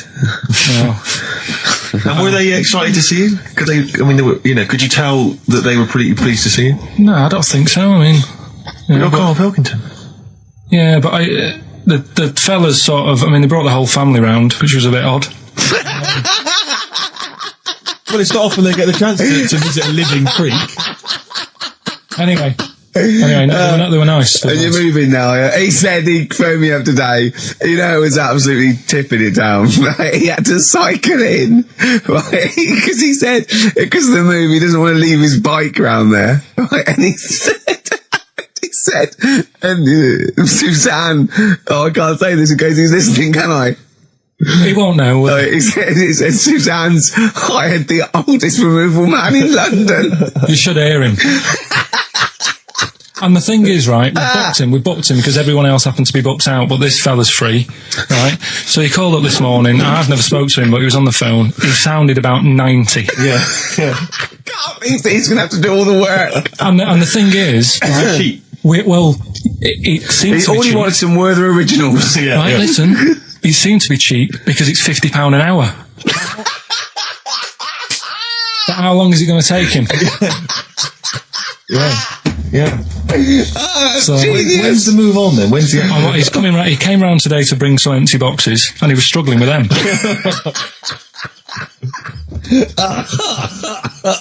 So it actually happens on Wednesday. Oh God. Anyway, so. Rick, I noticed that you were laughing and almost had a heart attack. Doesn't bode well for the boxing match, does it? Cough at the moment, and I've had my lemsip. What was that one you told me about with the porn? That was a good one. Oh, this was fantastic, right? Right. There was this. Sorry, can I just check now? We're just remembering classic episodes of the Tales of No, Inspector this now, is important. Well, I saw one, right? I saw one on Tales of Inspector, right? And it was these two gents. What they used to do, they look down the obituaries and they'd blackmail the wife or the son of a dead eminent person, like might be a priest or a doctor, something like that, and they'd go and they'd say, he bought some erotic stuff from us before he died, and he owes 100 guineas and all this sort of stuff, and they'd pay up because it'd be so embarrassing. They just didn't want them, so just pay him, right? And this one bloke said, who are these people? I'll meet with them. And he goes round there, and he goes round, and they go, your father. He goes, my father could not have bought any erotic material from you. No, he did. He goes, he couldn't have. He's blind. Right? And that was the twist. And Carl went, so it was magazines, not videos then. Yeah. Now think about it, Steve. Is that so stupid? Well, presumably it was set in olden times because people, professional pornographers don't tend to call it, erotic material. Yeah. They tend to call it, juicy jugs or whatever. But more than that, I don't understand how a video is going to be any use to a blind person either. I know that you can hear the sound, Carl. I look at him nodding like he's caught me out. Yeah, what sound will you hear? Do, do, do, do, do, do, do, do. Your meter needs looking at? Yes. Cut. What's then? What's that? Then it's just noises, isn't Occasional it? groans. Yeah. Right. You could listen through the wall at your neighbours. He does. I mean, that's why I save a lot of money.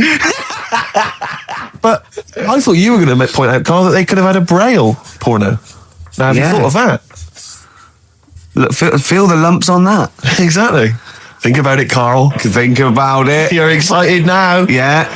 Your girlfriend's away, Carl. Yeah, the cheese grate has only entered the cupboard. No, she's a good-looking lady. Yeah.